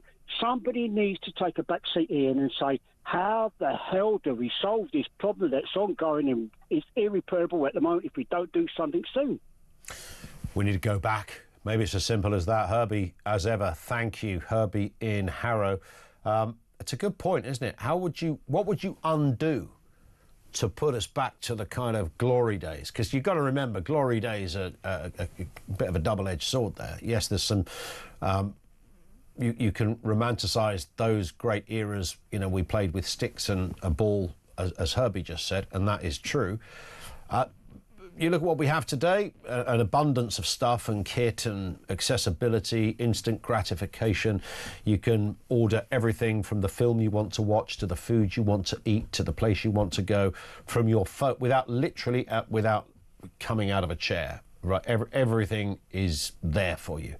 Full suite of entertainment, anything you want, any clobber you need from the clothes, it'll just be sent to you. So we've got all of that, and to some people that is the absolute utopian dream, that you don't have to go to the flipping shops. We all love the idea that you can, you know, I ordered something from Amazon this morning, something very little for a bit of a DIY thing, that is being delivered in 2 hours' time, you know. I only ordered it 3 hours ago. That's great. So we have all of that, but then other stuff goes with it, and it's changed the way we interact, arguably fundamentally changed the way we interact, the way we date, the way we meet people, etc. So there's a price to be paid there. Do we just undo it all? Is that the answer? We go backwards? You look at AI now. Have you noticed, if you look at social media, the proliferation of AI-based posting? I'm not just talking about AI giving you answers to questions. I'm just talking about the kind of the deep fakes, the videos, or just the stuff that's fun, that's just done via the very quickly. The sort of thing you would have gone to an ad agency a few years back and it would have cost you about 20 grand to get them to make it. You can do it on your bit of AI, get the video editing, but everything is sort of there. Where does it go next? And what does that AI world mean in other areas of our life? And these sound like faraway points to make when we're talking about solving a crime epidemic, but you sort of wonder whether the central point is a malaise in society that has simply meant that part of us somewhere has stopped functioning in a conventional normal capacity. We're just doing weird stuff, weird things in lots of ways. We've lost our plot, we've lost our reasoning, we've lost our direction. I don't know, I'm thinking out loud here. How do we put it right? 0344 499 1000. We're going to pick up in a couple of moments as well on that subject we talked about yesterday, about white men feeling a certain vulnerability, feeling discrimination in the workplace and the like. There is a brand new documentary, more than one part to this. Tim Samuels is the author, the broadcaster, and the host of White Men Can't Work. I started to watch it this morning. It nearly drove me insane, in a good way, in terms of the work that Tim's done. We'll speak to him in a couple of moments. You don't want to be missing this. This is Talk.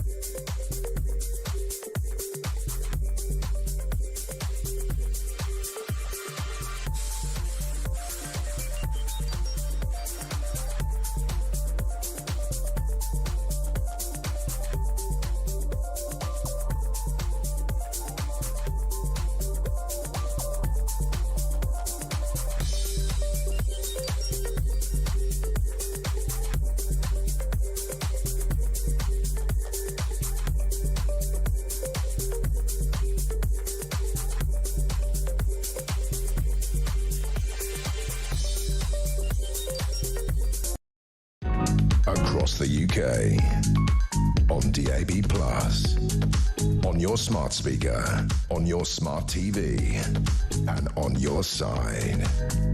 This is Talk.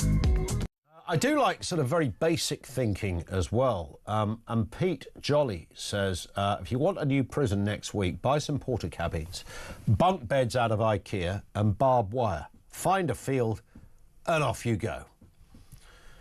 I mean, that could, in the absence of any other logical thinking, I'm wondering whether Pete might be onto something there. Again, if you speak to the permanent secretary at the Department of Justice, they go, we've thought of everything. It's like an episode of Roadrunner, where they're trying to think of ever more imaginative ways to sort of solve the problem.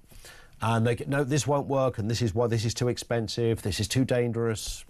They've tried this one in, I don't know, Kuala Lumpur or something, didn't work there, why would it work here?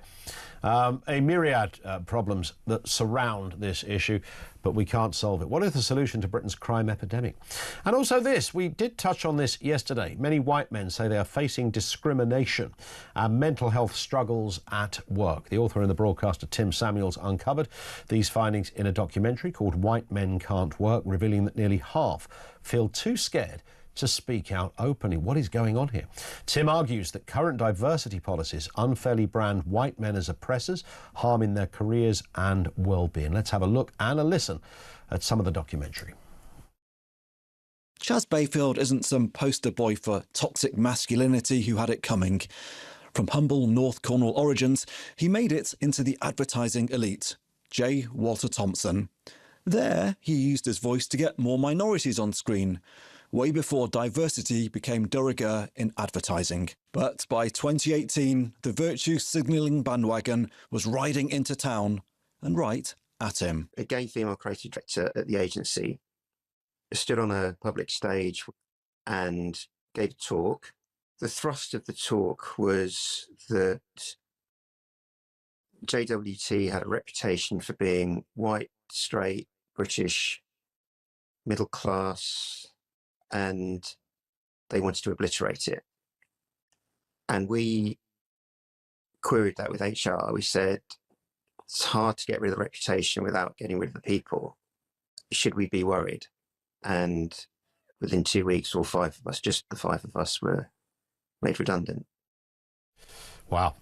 Well, Tim Samuels, the author and broadcaster of White Men Can't Work, is with us now. Tim, good afternoon to you.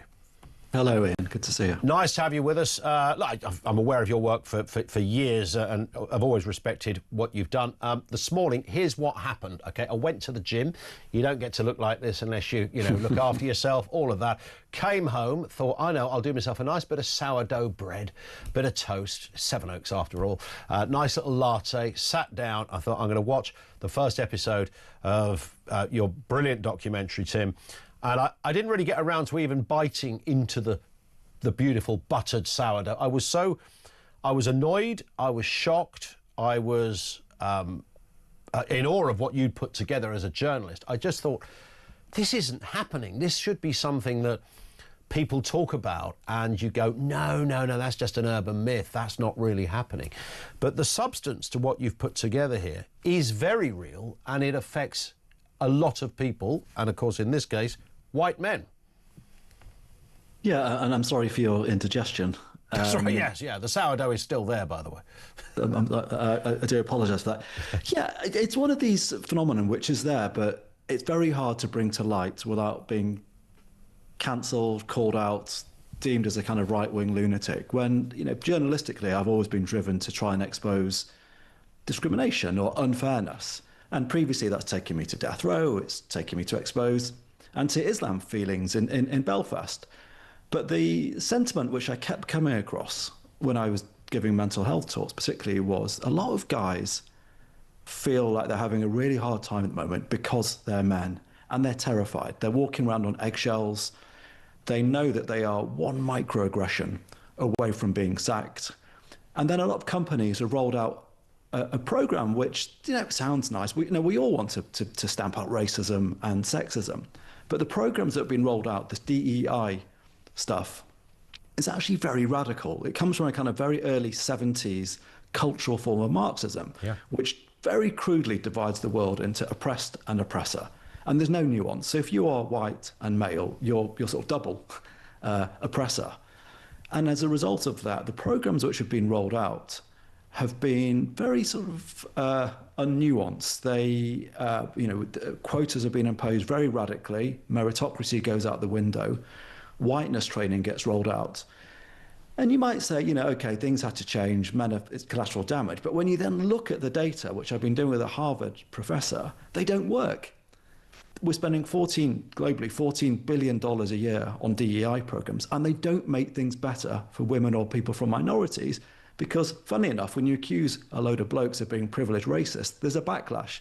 Yeah. So it doesn't benefit anyone, but there is profound fear amongst the men that we polled. Nearly half of all guys just too afraid to make a joke at work or to give honest but respectful feedback to colleagues. And then and a third of guys saying their mental health has been affected, and a lot of young guys, 36%, saying that they've directly lost out on career opportunities, on promotions, because they're white men. But we need to talk about this, Ian, because it's not going to go anywhere, and men seething and becoming angry doesn't help anyone. Yeah, and it's interesting, you mentioned the sort of cultural Marxism, the sort of Frankfurt school of thought, as it were, where this it sort of proliferated from there, and I suppose in its in its most generous form, this was just about equality, right? You know, certainly you could argue sexual equality. Lots of, back in the 60s and the 70s, lots of women weren't even at work at all in any capacity, and that all changed and everybody understood that.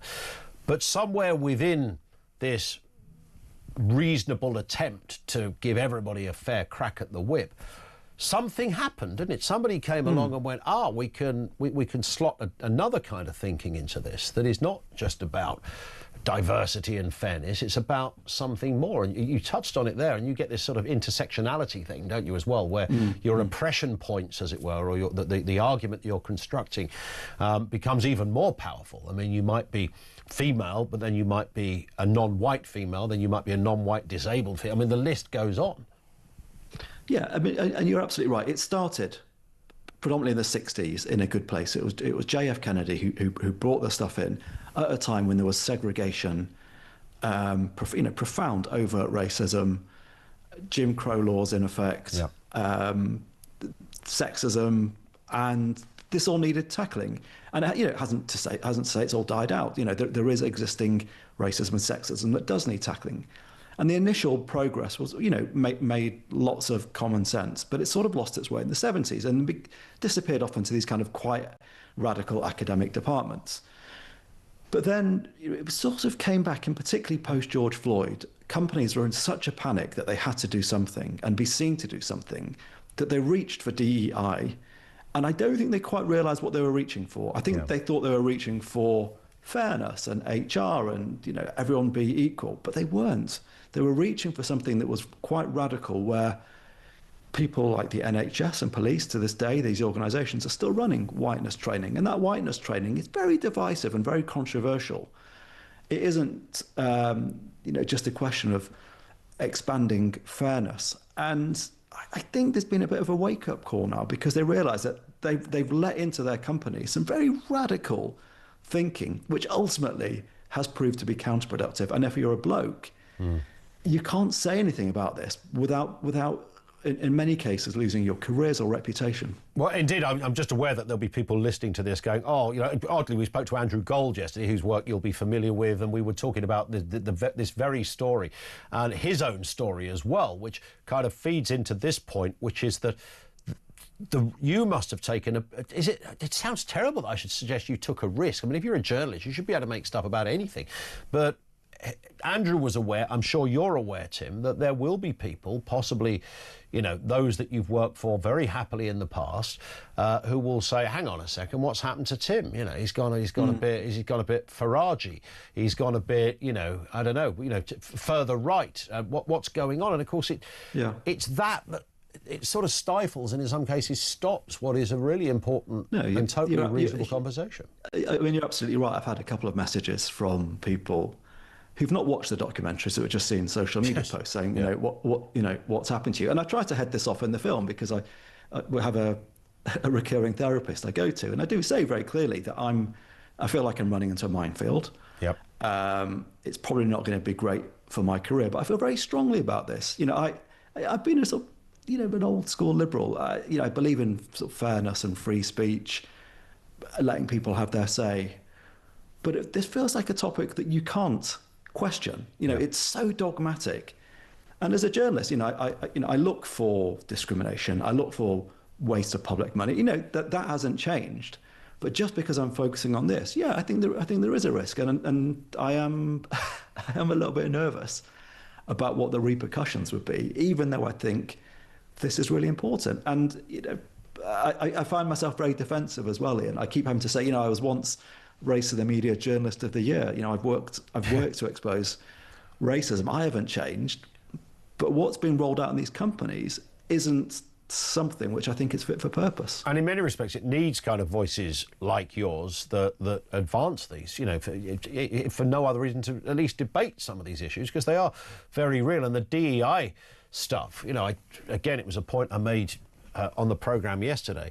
If you're, I don't know, a big bank or something, HSBC, and somebody comes knocking on your door and says, we'd like to make your staff not racist, then, in the funny world we live in, big corporations tend to jump at that stuff. That's fantastic. Well, we're going to pay you 20 million quid, and you're going to make our staff not racist. That's a brilliant swap. We're happy to do that because we got loads of money. There's the cash. Come and make our staff not racist. And of course, they're sitting there going, well, we weren't racist to start with.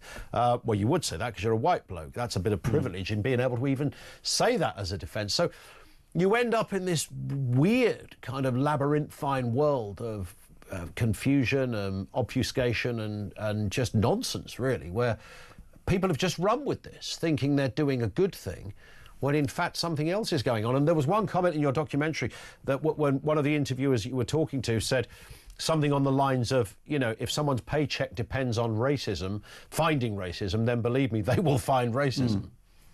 Yeah. And I think we just have to say, if you're running a company, normally you're driven by data and evidence. What works, you know, whether it's driving sales, customers, anything else. So if you take a step back and say, what works? And companies often don't do this. I think mainly because they are desperate to be seen to do something. And I think, you know, a lot of guys who are probably CEOs find it very hard to stand up to the sort of diversity companies when they come in. They feel that they're probably part of the problem. They're on the defensive, and they kind of lose their critical faculties. But when you do crunch the data, and you know we've been doing this with a Harvard professor, he's looked at more than 1,000 studies of diversity training where the data set has 8 million workers. And when you look at the results, when you run these traditional DEI courses, it doesn't benefit white women, it doesn't benefit anyone from groups of colour, and actually sees a pattern of, quote, negative effects. So it's crazy that billions are being spent on these courses that actually either have no effect or make things worse. And my argument is, why can't we be led by the data and evidence? And there are different ways of doing this. You know, it's around mentoring, it's around, you know, helping kids from underprivileged or minority backgrounds when they're sort of as young as teenagers and work experience and things which don't lend themselves to kind of very sexy overnight. We've announced a massive quota or a great big scheme, but kind of long-term stuff which will genuinely impact diversity. The US Army does this, and it's a way of pushing diversity without dropping standards. So no one gets accused of being a DEI hire, which is another consequence of all this, where they actively recruit from underprivileged backgrounds and then give those people extra support to get through the training, and that works. So you're getting people who otherwise might have missed out, and you're not lowering standards. It's not rocket science, but our companies and our universities can't seem to understand that what they've allowed in isn't working, and it isn't fair, and it's making things worse. Yeah. Well, I'm going to watch the remainder of episode 1 when I get back home. I'll probably watch a bit on the train as well. Just remind us, Tim, there's more than one episode to this, of course. This is a series. Yep. It's 5 parts. It's called White Men Can't Work. You can find it on YouTube. You can find it on podcasts. If you need the links, go to timsamuels.com. I'm sure you can stick them out as well, Ian. And I hope I don't ruin your dinner as well. No, let's hope not. I haven't got anything planned yet, so you never know. But listen, Tim, we will speak again. It's been fabulous to have you on. Tim Samuel, who is the presenter and the writer of White Men Can't Work. I mean, it's just I watched about 20 minutes this morning. I'm not kidding you. I was so shocked by some of the basic responses from some of the people. I thought, wow, this is something we've talked about on this programme for years. We've kind of hinted at it. There's an issue around this. The DEI stuff is demonstrably insane for anyone who wants to take a cursory look at it. That doesn't mean you don't believe in equality. That doesn't mean you don't believe in equal rights. It doesn't mean you don't believe in fairness. And that's been the problem with the argument, that if you question it, somebody rolls their eyes and goes, oh, yeah, I bet you, I know what kind of politics you're into. You're almost judged on that very point, rather than saying, and Tim's documentary brilliantly points it out, there's actually no evidence that it works anyway. So it's a multi-billion-pound waste of money, aside from anything else. And anything else being the huge amount of insulting pressure that's piled onto, in this case, mostly white men, whose position in the workplace is somewhat compromised or curtailed as a result of this kind of fake news, false narrative that's snaking its way around the place. No one is brave enough to stand up. You know, Trump's gone there. Farage has gone there a bit. Starmer would never go, oh, these DEI things are a waste of bloody money, would he? Even if somebody showed him the evidence, he wouldn't say it, because he thinks, and which is the problem that Tim tackles, he thinks people will then judge, right, you don't believe in that then. You must be part of the problem. And there it is. Tim Samuel, White Men Can't Work, is available for free. It's there on YouTube. Find it at timsamuels.com as well. Check it out, have a look, and be prepared for a bit of a shock along the way as well. This is Talk.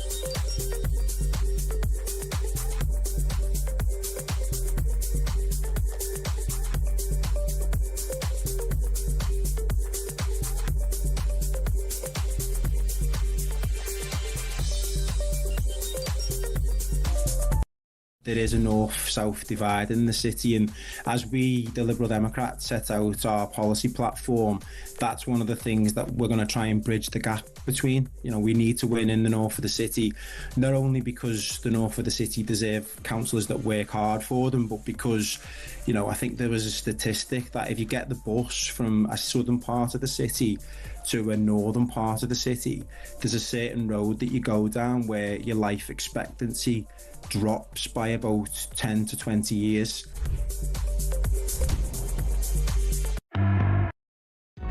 Across the UK, on DAB+, on your smart speaker, on your smart TV, and on your side. This is Talk. Brand new Voice of Doom in just a second. This from Nicola in Norfolk, who says, so good to hear Tim Samuels. I believe that white men are being discriminated against and fear for my white straight son. I think he's already experienced discrimination when he was looking for a year in industry placements as part of his degree. I noticed that the diversity sections of the application forms were increasingly the largest part of the application. And more often than not, he'd get an application acknowledgement but nothing else. Fortunately, he did secure a fantastic placement, but I really fear for his prospects when he finishes university. I'm all for equality of opportunity, but that is not what's happening. It's gone too far the other way, which has resulted in a different kind of discrimination. Yeah, thank you, Nicola, for that. It's absolutely bang on. What's interesting is that the sort of DEI mob, that industry, used the whole George Floyd thing to almost advance. It was almost felt like an absolute, a pivotal moment, a big tipping point. You know, the establishment against this sort of innocent black guy. But of course, it's important to point out that the officer that was responsible for George Floyd's death wasn't charged with a racial component. He was charged quite correctly for being responsible, or whatever the degree of murder it was in the States, for that killing. Nobody is disputing that. Derek Chauvin, wasn't it his name? But it wasn't a racial killing. The amount of people that believe it was, because it started all sorts of riots, and then the whole BLM movement chipped in as well. Again, another sort of ultra kind of Marxist society certainly in its roots. I'm sure it's taken on new tentacles these days, but you take the point. Just bizarre times. And then companies go, yeah, we're not racist, so we'll pay you the money to racist our people, our staff. Strange times indeed. Right, Voice of Doom, this is a brand new one. I heard it before we came on air. I have a feeling, and I'm going to say this now, this is going to go on for about 7 months, all right? I don't think anyone has any chance of identifying whose voice this is. And get a chance to influence. Oh, I don't know. Now I'm hearing it right in my lugholes. Maybe there is. Have another listen. And get a chance to influence. Who is that? Remember, this is a political mystery voice thing, so it's usually a politician, past or present, alive or dead, or somebody connected to politics in an obvious way. Here's the voice again. And get a chance to influence. If you think you know, don't phone in because we haven't got any prizes, but you can message 0344 499 1000 and hopefully we get an answer. Hopefully we do, not sure though. And we'll tell you on the other side of the news. Michael is in Birmingham. On DEI, Michael, what have you got for us? Afternoon, Ian. Afternoon. Yeah, if you want to give that journalist Tim my number, I could fill 10 podcasts for him from my experiences. Wow, what's happened? You know, white, straight male, proud of it. But yeah, one time, just one of the many, one time I worked for a Quango government department. A member of one of my colleagues posted an extremely offensive anti-white racist piece on one of the internal chat boards. I was really offended, really hurt. It wasn't directed at me, but against white people. I consulted the police before I complained, because I know the way that it goes down in the workplace. Yep. I consulted the police to see if it qualifies as a hate crime. It did. I consulted the Equal Opportunities Commission to see if it broke any guidelines and crimes. They confirmed it did. Raised it internally. Okay. After that, they went away for a week, and their solution, anybody can guess, well, I'll tell them, they came back offering me the opportunity to terminate my contract early. No. Yep. No. Yep. And that's kind of where that was. Wow. The government Quango. That doesn't surprise me at all. And in Tim's documentary, one of the first people he interviews tells a very similar story, that a new director came in. She was, a gay female that said this place is too white and male, basically. Yeah. And I want to turn it around within a couple of weeks. He and 4 other colleagues, very experienced, the top of their field in that world, had been fired or made redundant. Yeah. And if you give me 30 seconds, what another experiment might want to try, I've been trying it recently, goes back to the lady who said she's worried about what opportunity her son will have. I've constructed 2 identical CVs, just different names, different emails, one with my British name, one with, let's just say, an ethnic minority name. And twice in the last 6 months, I've submitted the same CV to the same agency for the same job and got calls back in the ethnic minority name, but not in my own. Wow. So you've done, and people, from ethnic minority groups would often say that used to happen to them the other way around. That doesn't mean, would be abhorrent, and therefore it's not good that it can happen the other way around either, right? If anybody wants to take that forward, somebody that's got a bit more clout than I have, they should really try that experiment. That is extraordinary. Listen, Michael, I cut in because we literally hit the clock, but fascinating evidence of exactly this problem in action. You can resign. We're offering you to terminate your contract early. I mean, perish the thought they would have done something about it. Because, again, it doesn't fit. Well, this can't be right. What's going on here? It's not just white straight men, by the way. White gay men are pretty much in exactly the same place on this. There's no oppression points in the 21st century because you happen to be gay any longer. But white and male, that's the mine zone territory. We've got the Voice of Doom coming up after the news. Hopefully we have a winner of the Voice of Doom, but I don't know yet. Here's the voice. And get a chance to influence. Oh dear, that's tricky. That is definitely tricky. 87222 if you think you know. Hopefully we'll tell you on the other side of the news at 3, which is next.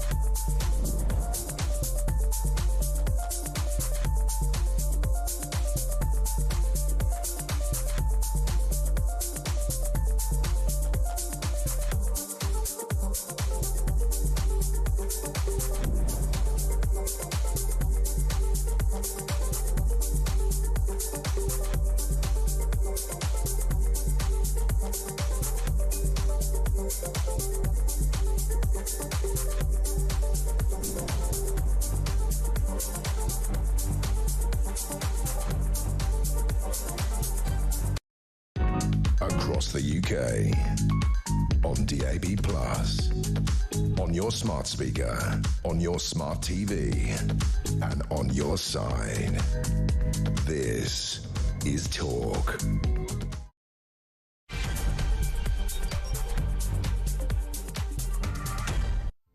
Good afternoon. Welcome back. Coming up on 3 minutes after 3 o'clock. So, London Mayor Sadiq Khan has called for cannabis possession to be decriminalised, saying current drug laws are harming police relations with ethnic communities. Of course, there are many reasons people look to either retain the status quo of illegality or decriminalise. They could be for the reasons Mr. Khan has identified.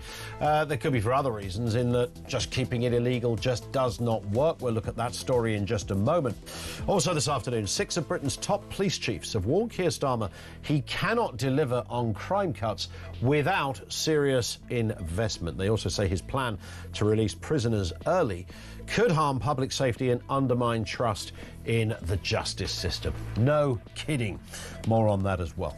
And shoppers are mocking Tesco's new VAR-style security feature designed to stop people from cheating the self-service checkouts, which I don't think you can do that successfully anyway.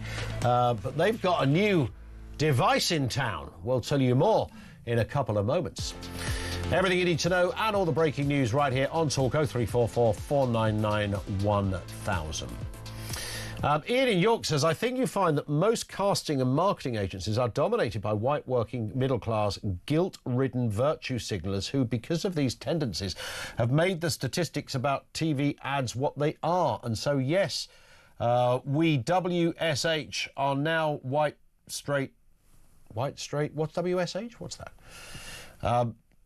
Are now underrepresented. I'm still not quite sure what the H is. WSH, could it be heterosexual?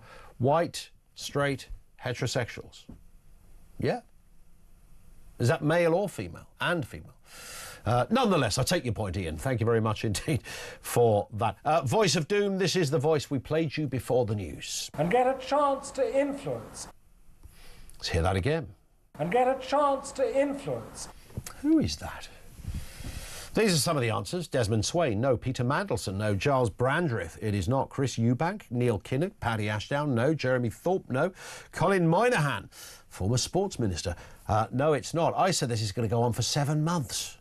Well, it's not, because somebody's only gone and done it. Well done to Kit Johnson in Bath, who got the right answer. Sir Leon Britton, a man who was around, died in 2015. That came from the early 80s, that clip. But ended up doing a lot in Europe and in Brussels as well. So Leon Britton was the right answer. My prediction that this was one that no one was going to get right has completely failed. 3:05. London Mayor Sadiq Khan says carrying a small amount of cannabis should not be illegal. A report he commissioned found that policing this Class B drug disproportionately targets ethnic communities and damages police relations. The Home Office, however, says it has no plans to reclassify cannabis. In a moment, we'll speak to Steve Rolls, Senior Policy Analyst for Transform Drug Policy Foundation. But first, David Sidwick, Conservative Police and Crime Commissioner for Dorset. David, good afternoon to you, sir. Good afternoon, Ian. Every few months or every year or so, this debate comes around, doesn't it? It comes around in different forms and for different reasons. We know there's medicalised arguments about cannabis. Let's park that. It's perhaps a different discussion altogether. And Sadiq Khan has an issue around community relations, which may or may not be correct. I don't know. But certainly the one thing we can agree on, David, is that the discussion around it is not new. It's probably not going to change. It's not going to go away. And as we know, the Home Office are not going to reclassify cannabis. Are they right? No, they're wrong, actually. And I'll tell you why. They should reclassify it as a Class A drug. Now, I know that is counterintuitive, and that is the exact opposite of what Mr. Khan is asking for. But I think that there is some really good evidence now. Since 2016, there has been more evidence coming out of those areas which have decriminalised or legalised. And when you look at that and you look at the epidemiology, you can see birth defects, cancer, other issues are increased in those areas where it has been decriminalised. And there is a really good rationale and mode of action as to why this should be the case. So I am actually suggesting that people look at a reference book Epidemiology of Cannabis by Stuart Rees and Gary Kenneth House. They have spent literally years and papers after papers looking at this from an epidemiological point of view. Cannabis is a genotoxin. And the fact that it hasn't come out and hasn't been talked about in this manner is a failure of our drug awareness and education. There, of course, that view has been around and supported by many, of course, David. But of course, there's other experts in the medical world, in the science world, that say, "No, hang on a sec. Yes, of course, there are going to be issues surrounding side effects and a negative experience of using cannabis, but the vast majority of experiences actually aren't that at all, and therefore it's a total waste of time and money policing something that, frankly, people do socially. They don't harm anybody. It's not like alcohol, which is perfectly legal, that harms lots of people. Nobody really dies just because they smoked a couple of spliffs here and there. So what's the big deal?" And throwing some anecdotal evidence from your point of view, David, is powerful and relevant, but it's not an overriding factor or a reality. So, Ian, I'll pick you up on the word anecdotal evidence. These papers have been published in places like Science, Nature, the New England Journal of Medicine, the biggest and most important medical journals in the world. This is not anecdotal evidence. This is true, proper science. It's been developed and has come forward since about 2016. So this is new data. And this has only been able to be done since you've been able to look at large areas which have decriminalized versus areas which haven't. So it's not anecdotal. Would your... I think the point is... Go on. I think the point is this, is when you ask people, and I ask my residents a lot, I ask them what they wanted to see and what they wanted addressed. They wanted drug dealing addressed. And they didn't differentiate. They didn't differentiate between drug dealing for cocaine or drug dealing for cannabis. They wanted drug dealing addressed, and they wanted the harm that they saw happening with it. I have apartment blocks where people say to me, "We don't want the stench of cannabis in our apartment block. We want this addressed. Why isn't it being addressed?" So I think to go the other way, absolutely the other way, and to actually make it more available to people, all it will do is it will give heart to those people who want to sell more drugs. And I'll tell you something else. This was tried. In Lambeth in 2014, cannabis was decriminalized, and they saw Class A drugs increase by 40 to 100%. So I'm sorry, I don't understand the direction of travel from Mr. Khan. The direction should absolutely be in the opposite. Just a final point, David. When you speak to... You're the Police and Crime Commissioner for Dorset. When you speak to serving officers in your county, which you do on pretty much a daily basis, do none of them say to you, "Look, Commissioner, this is a waste of our time. We're spending God knows how long at the police station, someone who's got what they call a bit of personal on them, and it's taking up hours of our time and resources. It's expensive and it's futile and takes us nowhere." What's your answer to them? Well, they haven't said that to me. And in fact, I have taken them through all the data that I talked to you about. I presented to the chief officers, I've presented to other PCCs about this. And at no stage has anybody said to me, "We're not going to police cannabis." The issue is the resources to do so. And therefore, what isn't working is the cannabis warning, which was brought in, funny enough, about the same time in 2014. So what it needs is it needs diversion. The problem, Ian, is that we have only ever tried to do one thing, either enforce or not enforce at all. What this needs is three things. It needs tough enforcement, it needs proper treatment and recovery, and it needs, above all, prevention. And that is around education and awareness. Okay. And that isn't what's happening at the moment. And that's why I'm yammering at the Home Office as much as possible to say, invest in prevention, invest in telling people about the true harm of all the drugs. We've seen ketamine, for example, over the last couple of months. We've seen ketamine come to the fore. That bladder issue has been known about for years. I knew about it when I was working in the drug industry. So what we need is a classification which doesn't just take into account acute harm, as it does, but also chronic harm. And I would categorise cannabis in the same direction as ketamine in that regard. David, a very thorough response. Great to have you on, sir. We will speak again, I'm sure. David Sidgwick is the Conservative Police and Crime Commissioner for Dorset. Listening to that, joining us now, Steve Rolls, Senior Policy Analyst for the Transformation Drug Policy Foundation. Steve, good afternoon to you. Nice to have you with us. I don't want to second-guess what you're going to say, but I can only imagine you were chomping at the bit thinking, this man, our previous speaker, could not be more wrong on pretty much everything he said, including the headline there. He wants to recategorise cannabis from a Class B to a Class A. What do you say? Yeah, that's a ridiculous idea. I don't actually. I disagree with a lot of what he said, but I think at the core of it, there are some legitimate concerns that we do need to listen to. He is right that cannabis involves risk, particularly for young people. He is right that that there can be issues around antisocial behaviour in cannabis and smoke and smells in the street. He's right that there are cannabis dealers and illegal markets that are highly problematic. Where he's completely wrong is in his solution. You know, if you want to get rid of street dealers and the illegal market for cannabis, you take it away from them by legally regulating it. And that's not some fantasy. We've seen in Canada, for example, 80% of the market now, 5 years after legalization, is legal, taxed and regulated. Children cannot access that market. The government makes $3.5 billion Canadian dollars a year from that market. The products have health warnings on. You know how strong they are. They are quality controlled. There's no advertising and marketing. There's plain packaging on the tobacco on the packaging with health warnings on it. It's working. It is working. It has reduced the scale of criminality and the illegal trade by legalizing and regulating it. Use has risen marginally amongst the adult population, but it has not risen amongst the vulnerable population of adolescents and youth. In fact, it's gone down marginally.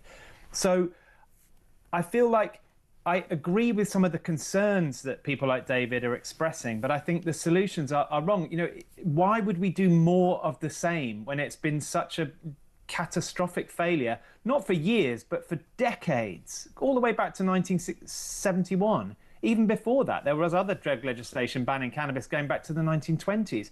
It's never worked. Cannabis use has continued to increase. The illegal market and all the problems that come associated with it has continued to expand to meet that growing demand.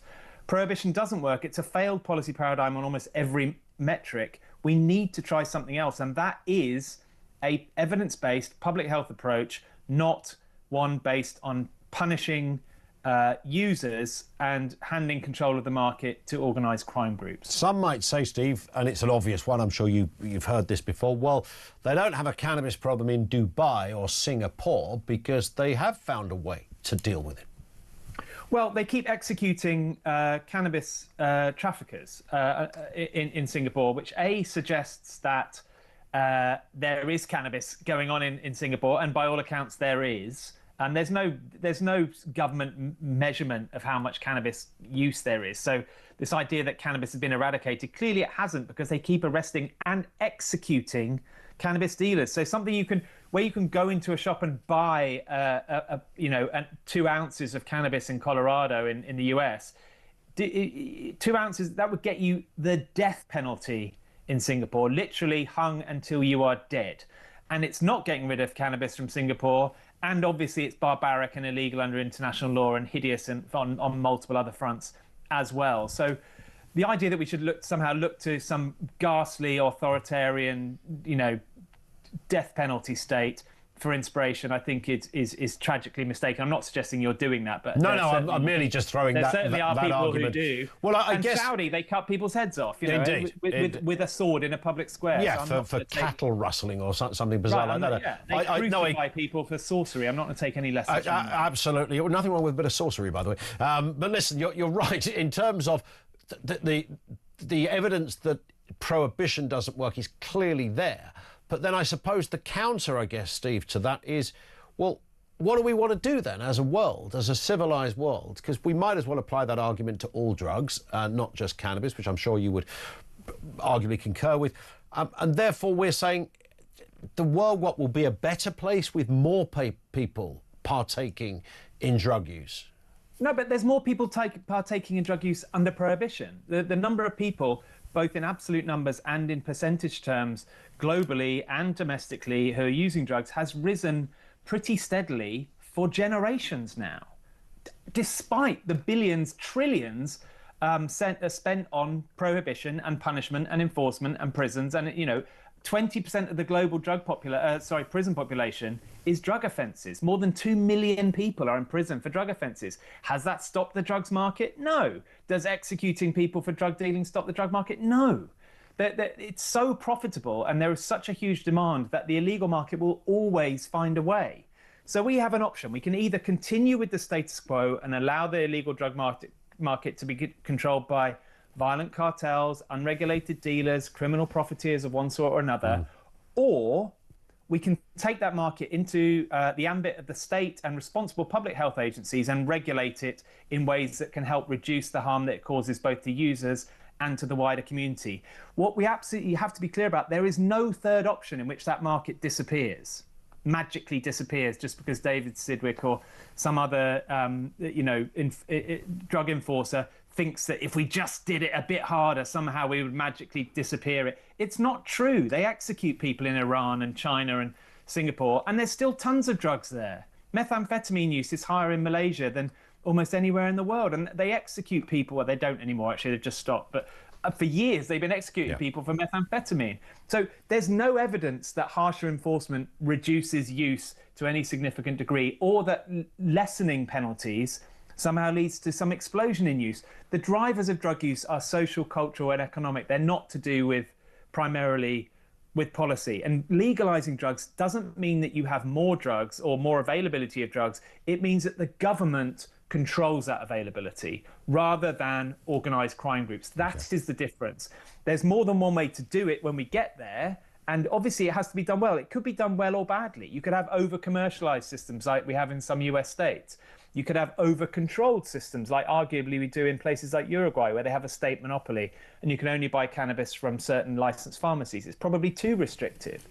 But you can strike a right balance. We could be looking at those other countries, learning from what they've done, seeing what's worked and what's not worked, and informing our own policy. But what we can't do is just to carry on with the same policy which has so transparently failed for generations now. Listen, Steve, again, a very thorough argument on that side of things. Thank you for your time, sir. Steve Rolls is Senior Policy Analyst for the Transform Drugs Policy Foundation. He made a very powerful argument there, and it is one of those where you sort of sit on the fence a little bit and go, well, it's probably not good. Would it eradicate the black market? I mean, we could have talked longer, I suppose. We could talk forever on this one. I do wonder what's happened in countries where they have said, yeah, nothing's illegal. Was it Portugal? They really went for it and everything was kind of given the green light. And then, again, anecdotal evidence, I don't know, you tell me.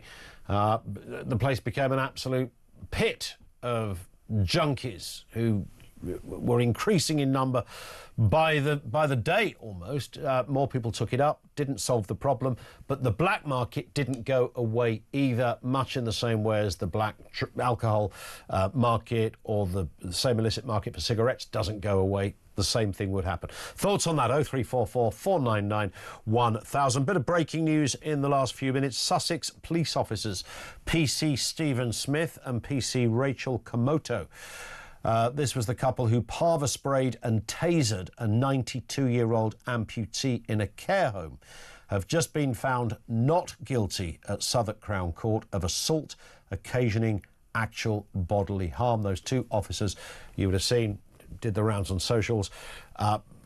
Two officers parva sprayed and tasered a 92-year-old. In fact, we can have a look at that clip if you're not aware, and you can hear some of it here if you're watching in vision to remind you what the alleged offence was. This is what they were charged with. Have a look. Just pop it down for me, on the floor. Pop it on the floor. Donald, pop it on the floor. As many as we need. Put the knife on the floor now, or you'll be sprayed. Do your toes. Put it down. Put it down. Donald, put it down. Seriously? Last chance. Can you hold that door? I can't get a good angle. Donald, put it down. Put it down now. Come on. Last chance. Right, put it down. Drop the knife. Drop the knife. Put it on the floor. Do it now. Drop the knife. Donald, drop the knife. Donald. Put it down. Put it down. Taser, taser.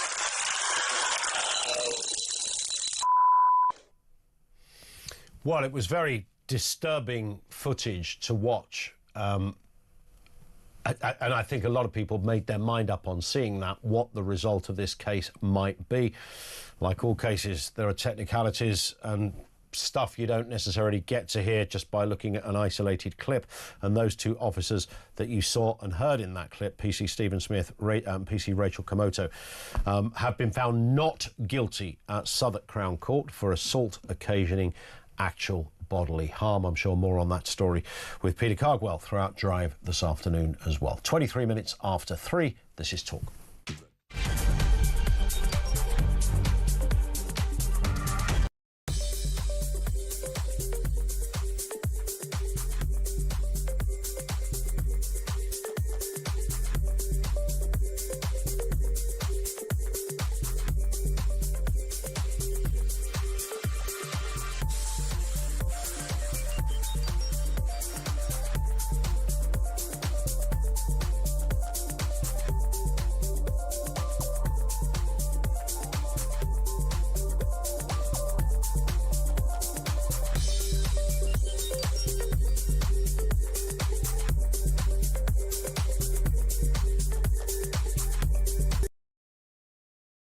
Nigel Farage's promises add up to over £100 billion. £100 billion, that is Liz Truss times 2.5. And he has not the first idea how he's going to pay for any of these promises. So he stands there on these stages and at rallies, throwing out all these promises. I'm going to spend extra money on this, I'm going to cut that tax. All these promises, well over £100 billion. You know, Nigel Farage has never been in government, hasn't had to explain a record. He's making those promises without having any idea how to deliver them.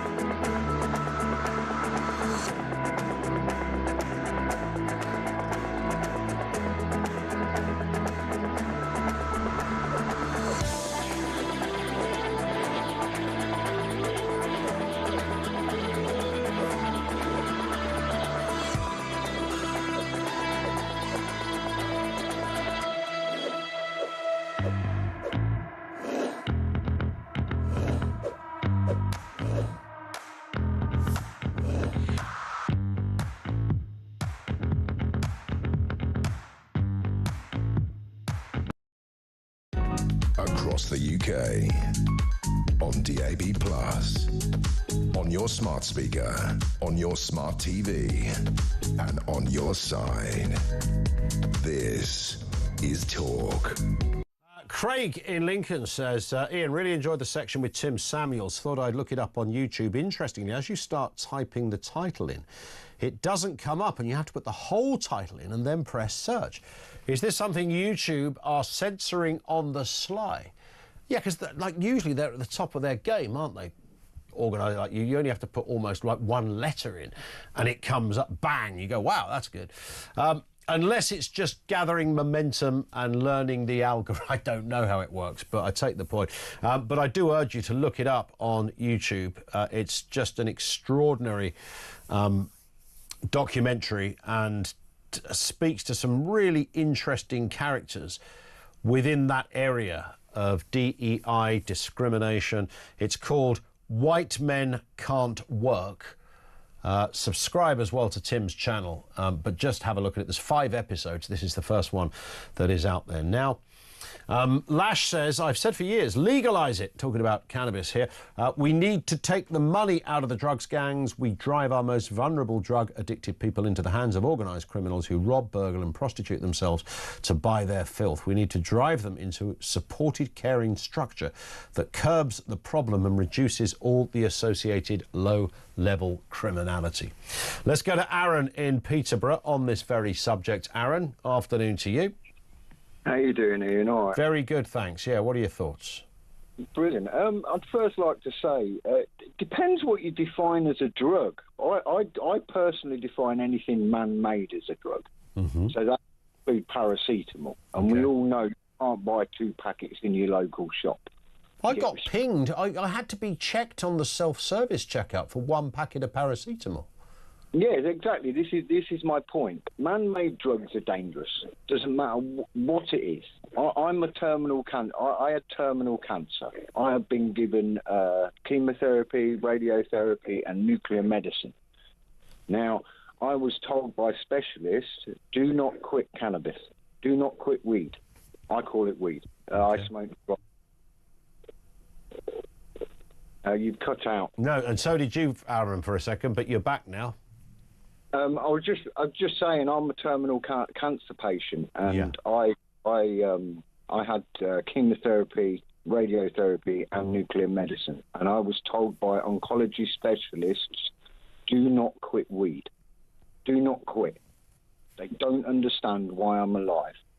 I've also been. How long ago were you diagnosed with terminal cancer, Aaron? Well, I was diagnosed with terminal cancer 25 years ago, and I was given 2.5 months to live. I spent six months in hospital having treatment, and in the end, I signed myself out against the advice of all my loved ones and everybody. Stubbornness, you could call it.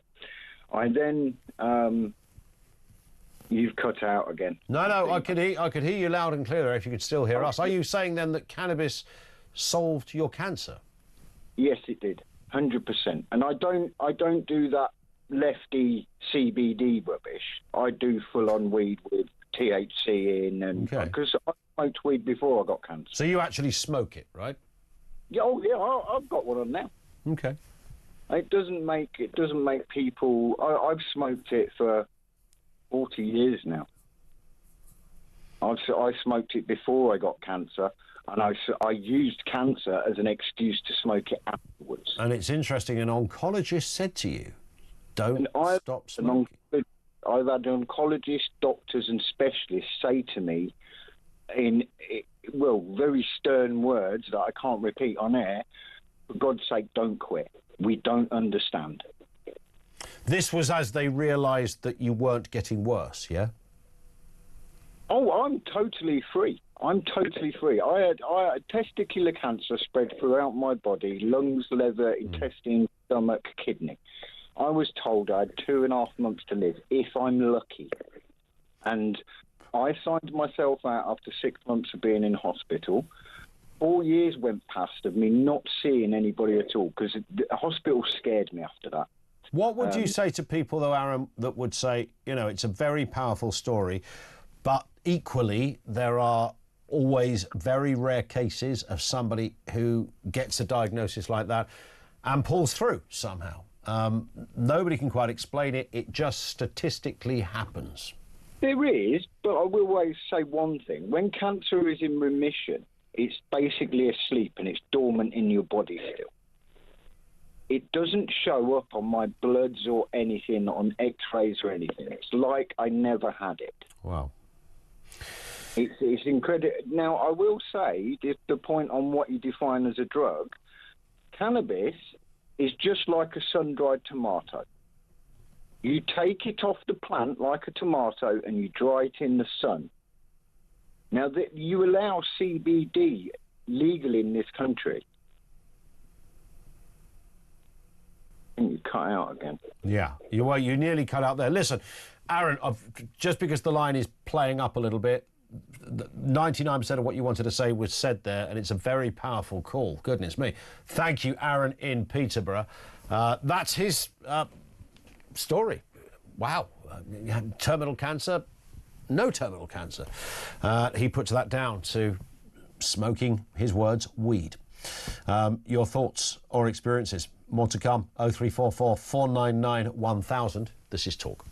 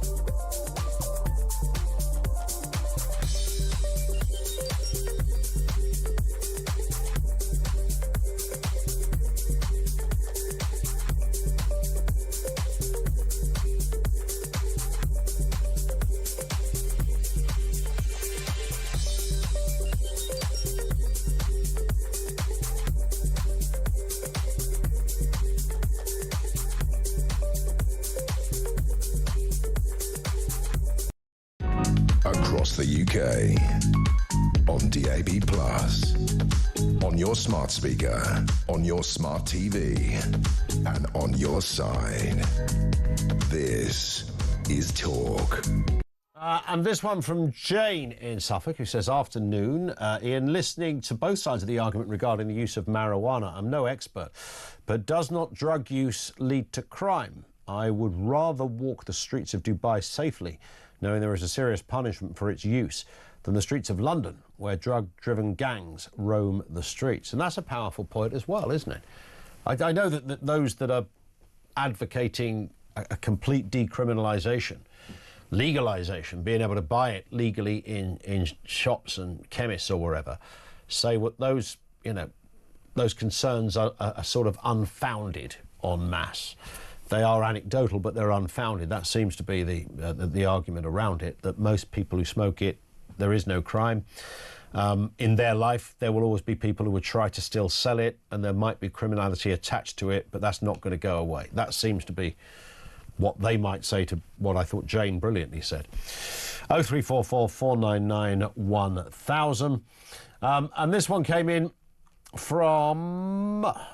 Oh, I've lost it now. I'll find it in a second. Oh, here it is. Mike says, afternoon, the two police officers being found not guilty of assault beggars belief. As a former police officer in the 90s, I can categorically say that I could have disarmed that gentleman in a very gentle manner, wearing a blindfold and my right hand tied behind my back. In this case, the law and the jury, or our asses, those two police officers needed a taser to subdue a one-legged man with a blunt knife. Goes to show how inadequate police have become.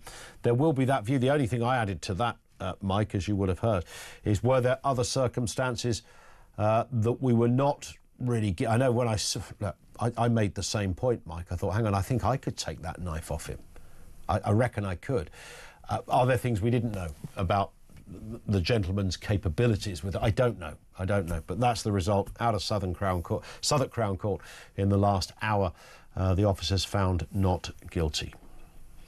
Now let's move to this story. Tesco has added AI-powered cameras at some self-checkouts to catch unscanned items and then showing replays of the incidents. Some shoppers joke that it's like football's VAR, while others say it's too intrusive and vow to avoid self-checkouts in the future. The move follows a surge, of course, in UK shoplifting, with police offences up 20% and retailer losses hitting $2 billion in 2024. Let's speak with Harry Kine, consumer expert at the Everyday Expert. Good afternoon to you, Harry. I mean, they're always finding new ways. I saw somebody the other day, when they did the self-scan thing, when you go around the shop with the thing in your hand, and then randomly every X amount of customers get checked. There was nothing to see. The person had, scanned everything, or certainly scanned the random items they pulled out. So they've always had different ways of trying to offset someone who might either steal or maybe just make an error. But this takes it to real kind of 22nd century sci-fi territory. It is. It's pretty smart stuff using kind of machine vision to identify items, get a sense of what hasn't worked, and really it seems to be not just kind of getting people to scan everything as they go through self-checkouts, but also helping out the staff who have to man sometimes 10 of these tills at a time, right, to make sure that they have an easier way of identifying when things have gone wrong. Because I've had that case over and over again, unexpected item in the bagging area, something scanned or something is scanned at a higher price than I wanted it to, and it's a bit of a pain sometimes to work out exactly what has gone wrong. And so this in theory is supposed to play it back and show you what has gone wrong.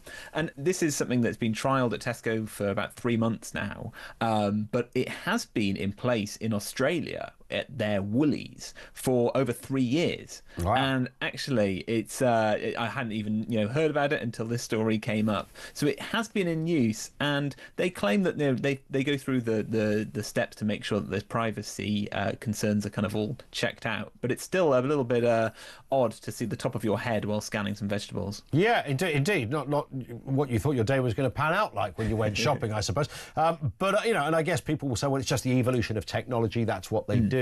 But of course, if you do put you're right, you put the wrong thing in the bag, or you don't put the wrong thing in the bag, and you think, hang on, it says, and suddenly, call for assistance, and you think, really, how many decades have we been doing this self-scanning thing, and you still have to call for an assistant, and 99% of the time there's literally nothing wrong, and so there's that. It won't necessarily address that, will it?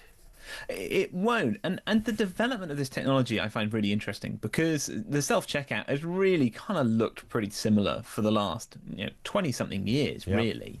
But when we've tried the kind of more exciting version, so Amazon Fresh having its just walk out technology, where you don't scan anything, you walk in, everything that you pick up and put in your bag or in your pocket is identified by a camera, it tracks you, and then you scan your card on the way out and you get a bill about half an hour later. That technology, incredible. It is a seamless technology, and yet it is not proving to be a huge runaway success for Amazon. Tesco has their own version as well that they've trialled, to the point that it's in every store up and down the country. Actually, that technology has proved to be quite expensive. It's proved to rely on quite a lot of offshore workers, sometimes in India, checking CCTV manually to make sure that you are picking up what the cameras reckon you're picking up. And so I do wonder whether we're approaching this kind of decision point. Do we go full AI on this stuff and have it all automatic, or do we slowly, incrementally improve what we've got? So you say Tesco? I didn't realise Tesco had done the Amazon Fresh thing as well, where you can, that's not the same as the gun I was referring to? No, this is even more. It's much like the Amazon Fresh version. I'm not sure if it's still open, but there was a Tesco Get Go that I tried out in the middle of London. Okay. And works in that same system, where it is just cameras following you around, making sure that you're putting what it reckons you're putting into your bag. Yeah. Some people pathologically hate self-service checkouts. They feel it's, not just annoying, but it's almost an injustice that you should have to do this yourself. Takes away a little bit of social chat with the person. I tend to just go to where the shortest queue is. Is that not what most people do? I think that's a sensible option. I usually go for the shortest queue, or what I do is if I'm going to a manned till and there's a long queue, I go for the queue of kind of lonely looking men, usually, who look like they want to get in and get out and not have too much of a chat, because I know that's going to be a fast queue, and then no problems at all. But really, this is a part of a progress of, once upon a time, you'd walk into a shop, you'd give your list to the person behind the till, and they just give you all of the food in your hands. That kind of the 4 candles, 2 Ronnies. Yes. I love all that. Commerce. Yeah. We need a bit more of that. More and more we take on the labour. Yeah, absolutely right. Although I did suffer the indignity the other day, Harry, and I rarely have cash on me, and on this day I had cash and no card. So I did some shopping, and I go to the so I scan it all through, and then I go to pay for it, and I realise I'm at one of the card-only terminals. So that fires up a whole other issue. I mean, believe me, you've not lived, Harry, until you've been through this charade of what happens next. And a fella comes out and he opens up the thing and he takes a code. And in the time this was happening, out of nowhere, a queue of about 20 people suddenly. He was trying to keep another one spare because he was going to transfer me over to another till, and then he pinged something and scanned something and put me back in the system. And I sat there and stood there like a shamed fool, holding up an entire supermarket. That is a walk of shame, isn't it? It was an absolute walk of shame. I was just hoping they hadn't worked out what had happened, but there you go. Harry, always good to speak. Thank you. Harry Kine, consumer expert at The Everyday Expert. Look him up. Loads of interesting info there. The thing of scanning you from above, so what it would do, it would apparently replay, as I said to Julia earlier, much to the chuckles of Julia and her guest Claire, if I wanted to scan my kumquat in Tesco and slide it... now I'm laughing. And slide it across the little glass, and then the machine went, you know, ping, sorry, you know, something's gone wrong, I would then be forced to watch a replay of my kumquat being... my kumquat being scanned or not scanned to show what? To show that it didn't scan properly? Do I need to grab hold of said kumquat once more and rescan? Do I look at it and realise the machine doesn't recognise the kumquat and needs to look up item? Oh, that's a whole other palaver, isn't it? Look up, or you swear they've taken onions off the list. Well, it was here last week. Where is it? Where is it? Where's the onions? There's no onions in the fed. Look! And then the fella comes over and just, it's there, mate. Oh, yeah. You know, when you're looking for the very thing you're looking for. So I don't know quite how it works, other than the VAR of the retail world will show you a picture, a moving video of the transaction you've just done, or the erroneous transaction, so you can go, it was the kumquat what did it, put your hand in your bag, take your kumquat out and scan it through again, and the little magic eye will, it's a rather unfortunate term, but you take the point, the little magic eye will scan it and you can pop it in your bag. There you go, job done. But I maintain that 90% of the time that you need to get assistance. I couldn't believe somebody had to come and approve a single box of paracetamol the other day. What's a box of paracetamol cost? About 30p or something. I don't think it's about theft, is it? It's about whether you're a minor buying, you know, essentially a drug, I suppose. One here from Massimo, who says, afternoon, Ian, I concur with the caller referenced to cannabis helping cancer. I made oils for my uncle when he had throat cancer. The oncologist even said that he'd never seen a tumour shrink in such a short space of time. He then got pneumonia and was taken to hospital. He was scared to take his oil whilst in hospital, and the tumour grew back and he sadly died. There is there's a multitude of research that states this. They even use cannabis vapes in cancer hospitals in Israel. There it is. Free the bud, he says. One from Mike here, who says, afternoon, legalising marijuana will expose a lot of younger people to a drug, and it won't stop illegal drug dealing. As a large proportion of marijuana users are under 18, they will need to find alternatives to state-sponsored drugs.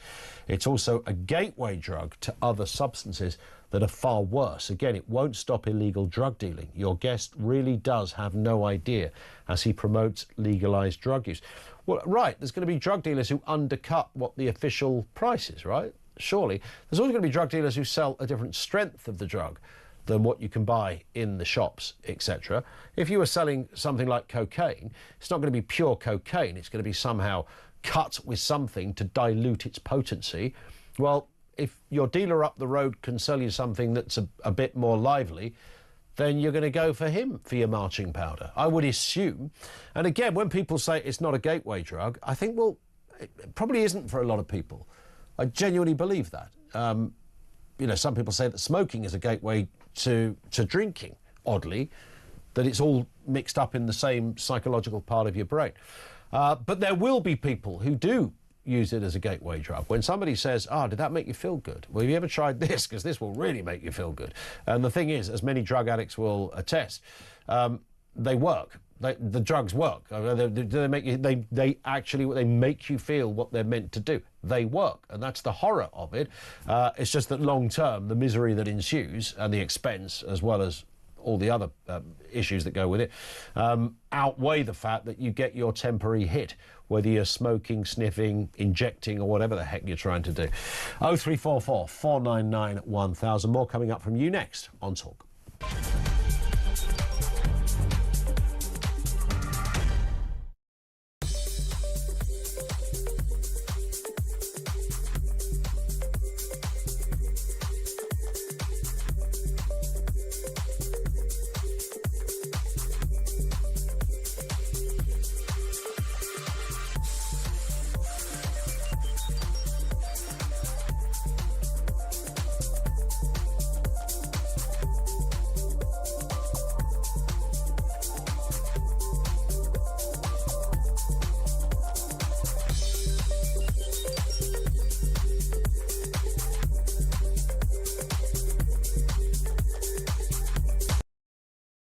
The war is escalating. It's not diffusing, and the potential for the ceasefire and peace negotiations have been a distraction from that.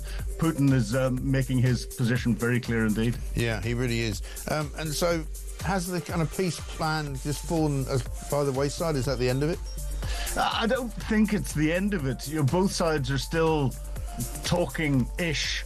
We're waiting for what Donald Trump's going to say next on Truth Social as to what the next line is.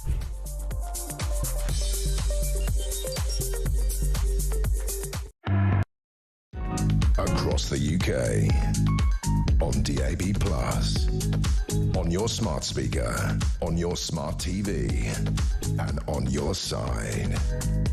This is Talk.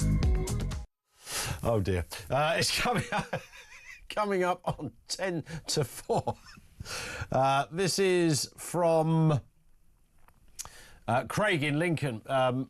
Did I read Craig's one? About Tim Samuels, yes. Check it out on YouTube. He was talking about whether he could not, whether the YouTube search feature was somehow blocking out the podcast or the episode. This one from Howard. What is it with documentaries? Call it a documentary and it presents an opinion as facts, and the masses lap it up as reality and ask, did you see the documentary, as if it gives the opinion some credibility.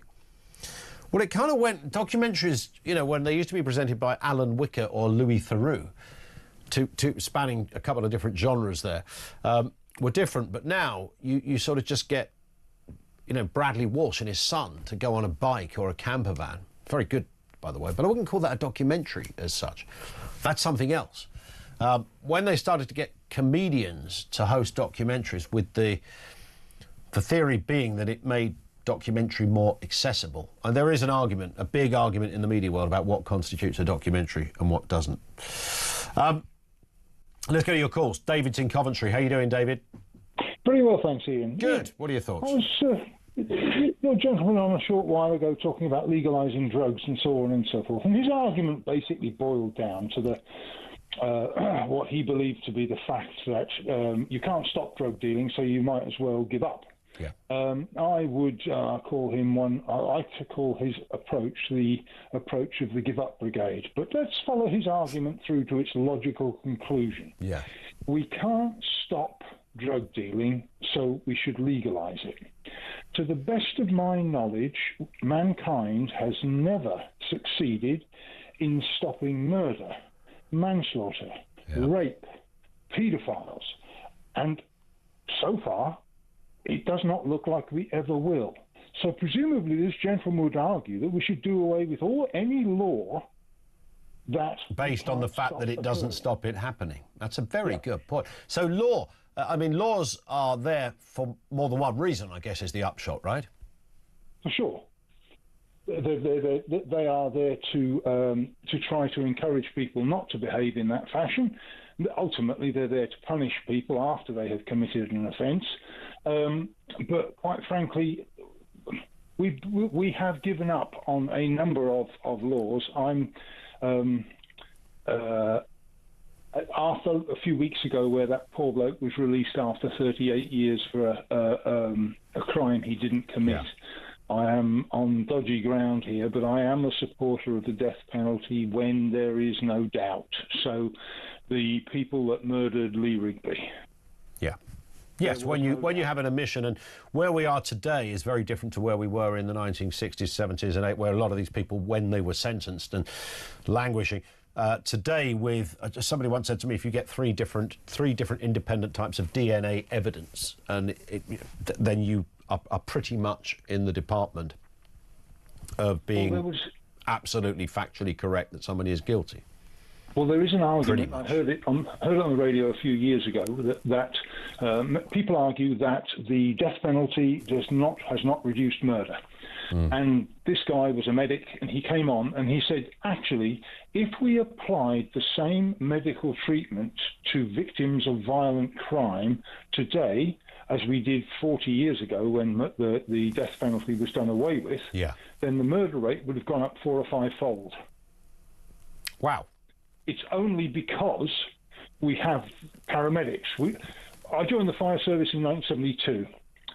The ambulance would turn up, and it was the 3 Ps. Pick them up, pack them in, and pee off.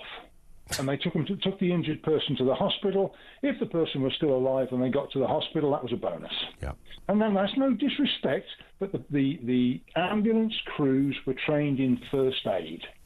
They had a St John's ambulance, a high-grade St John's ambulance first aid certificate. Today, paramedics are brilliant. I had a stroke back in January. The paramedics came out. They put their gizmos on me and so on and so forth. Yeah. Well, some are almost as qualified as doctors, aren't they? I mean, there is a wide range of qualification possibilities in that world that wasn't there before. You're quite right. David, I've got to move, but thank you. David in Coventry, appreciate that. Here's another David, but in Hampshire. David, what have you got for us? Hi.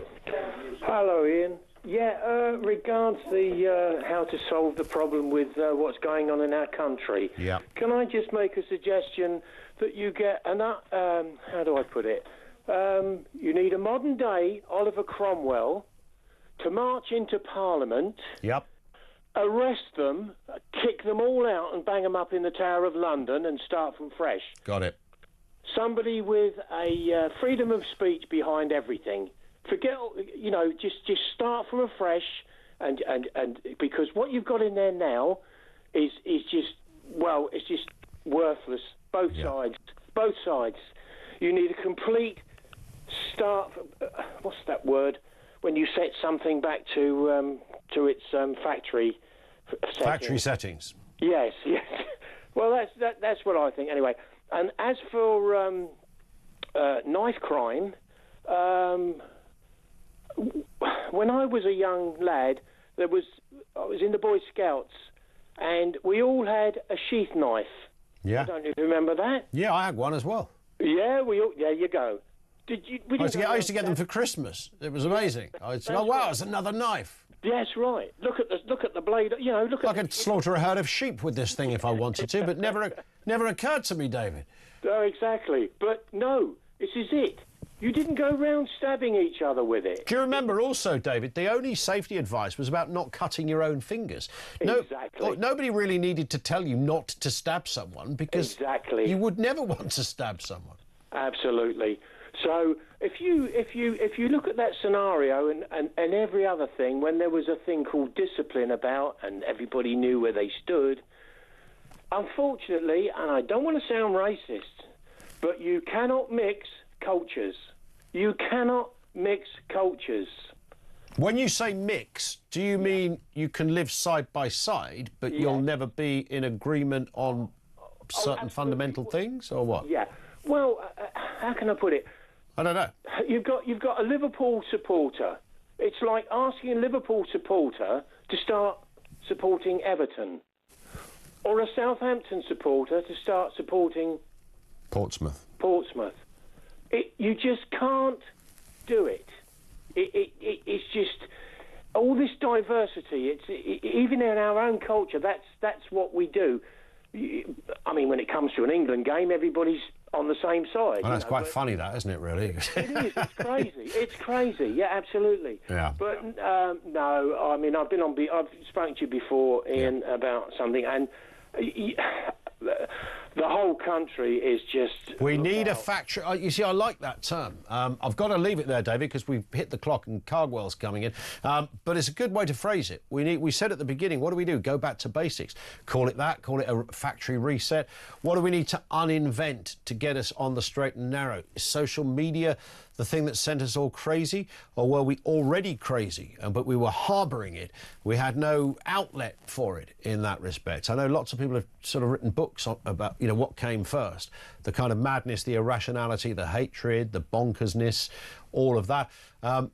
Was that already there, laying dormant, a sort of latent malaise that had no firm avenue to express its idiocy or bizarreness, or did social media create it in us? Does being in that very specific scenario of looking at a screen close to your face, your brain and your eyes, making communications and seeing stuff and digesting it in a way that doesn't work if you saw it in the street? It's not the same thing, but see it on a phone sends us all crazy, absolutely crazy.